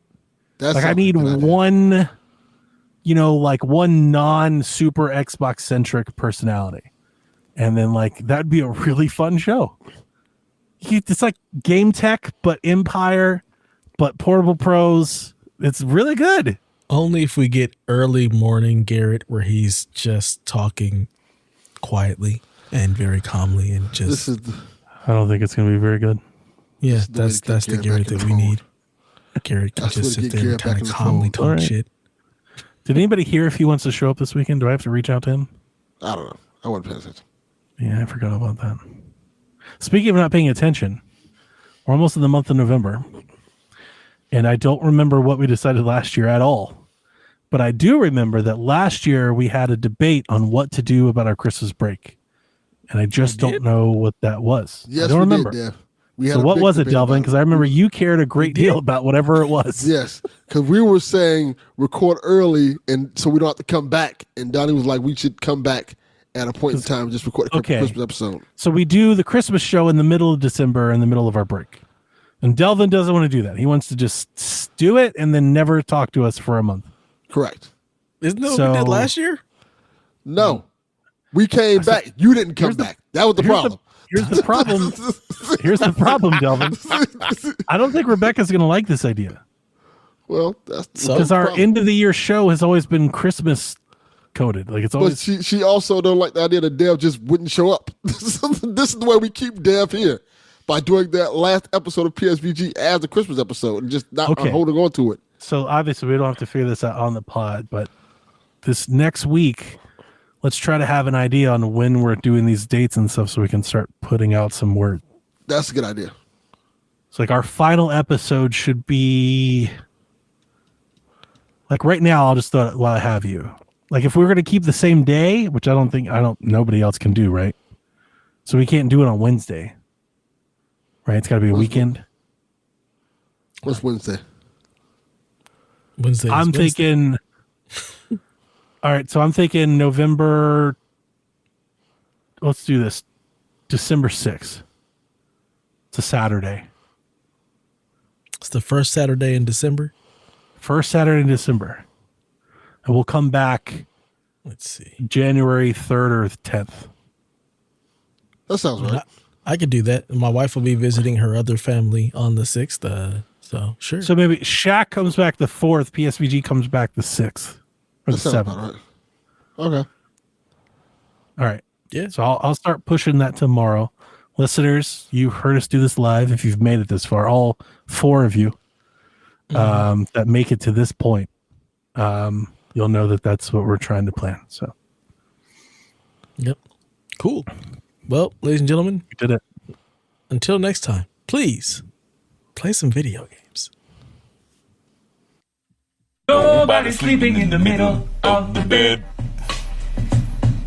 The middle of the bed is only where you do the business.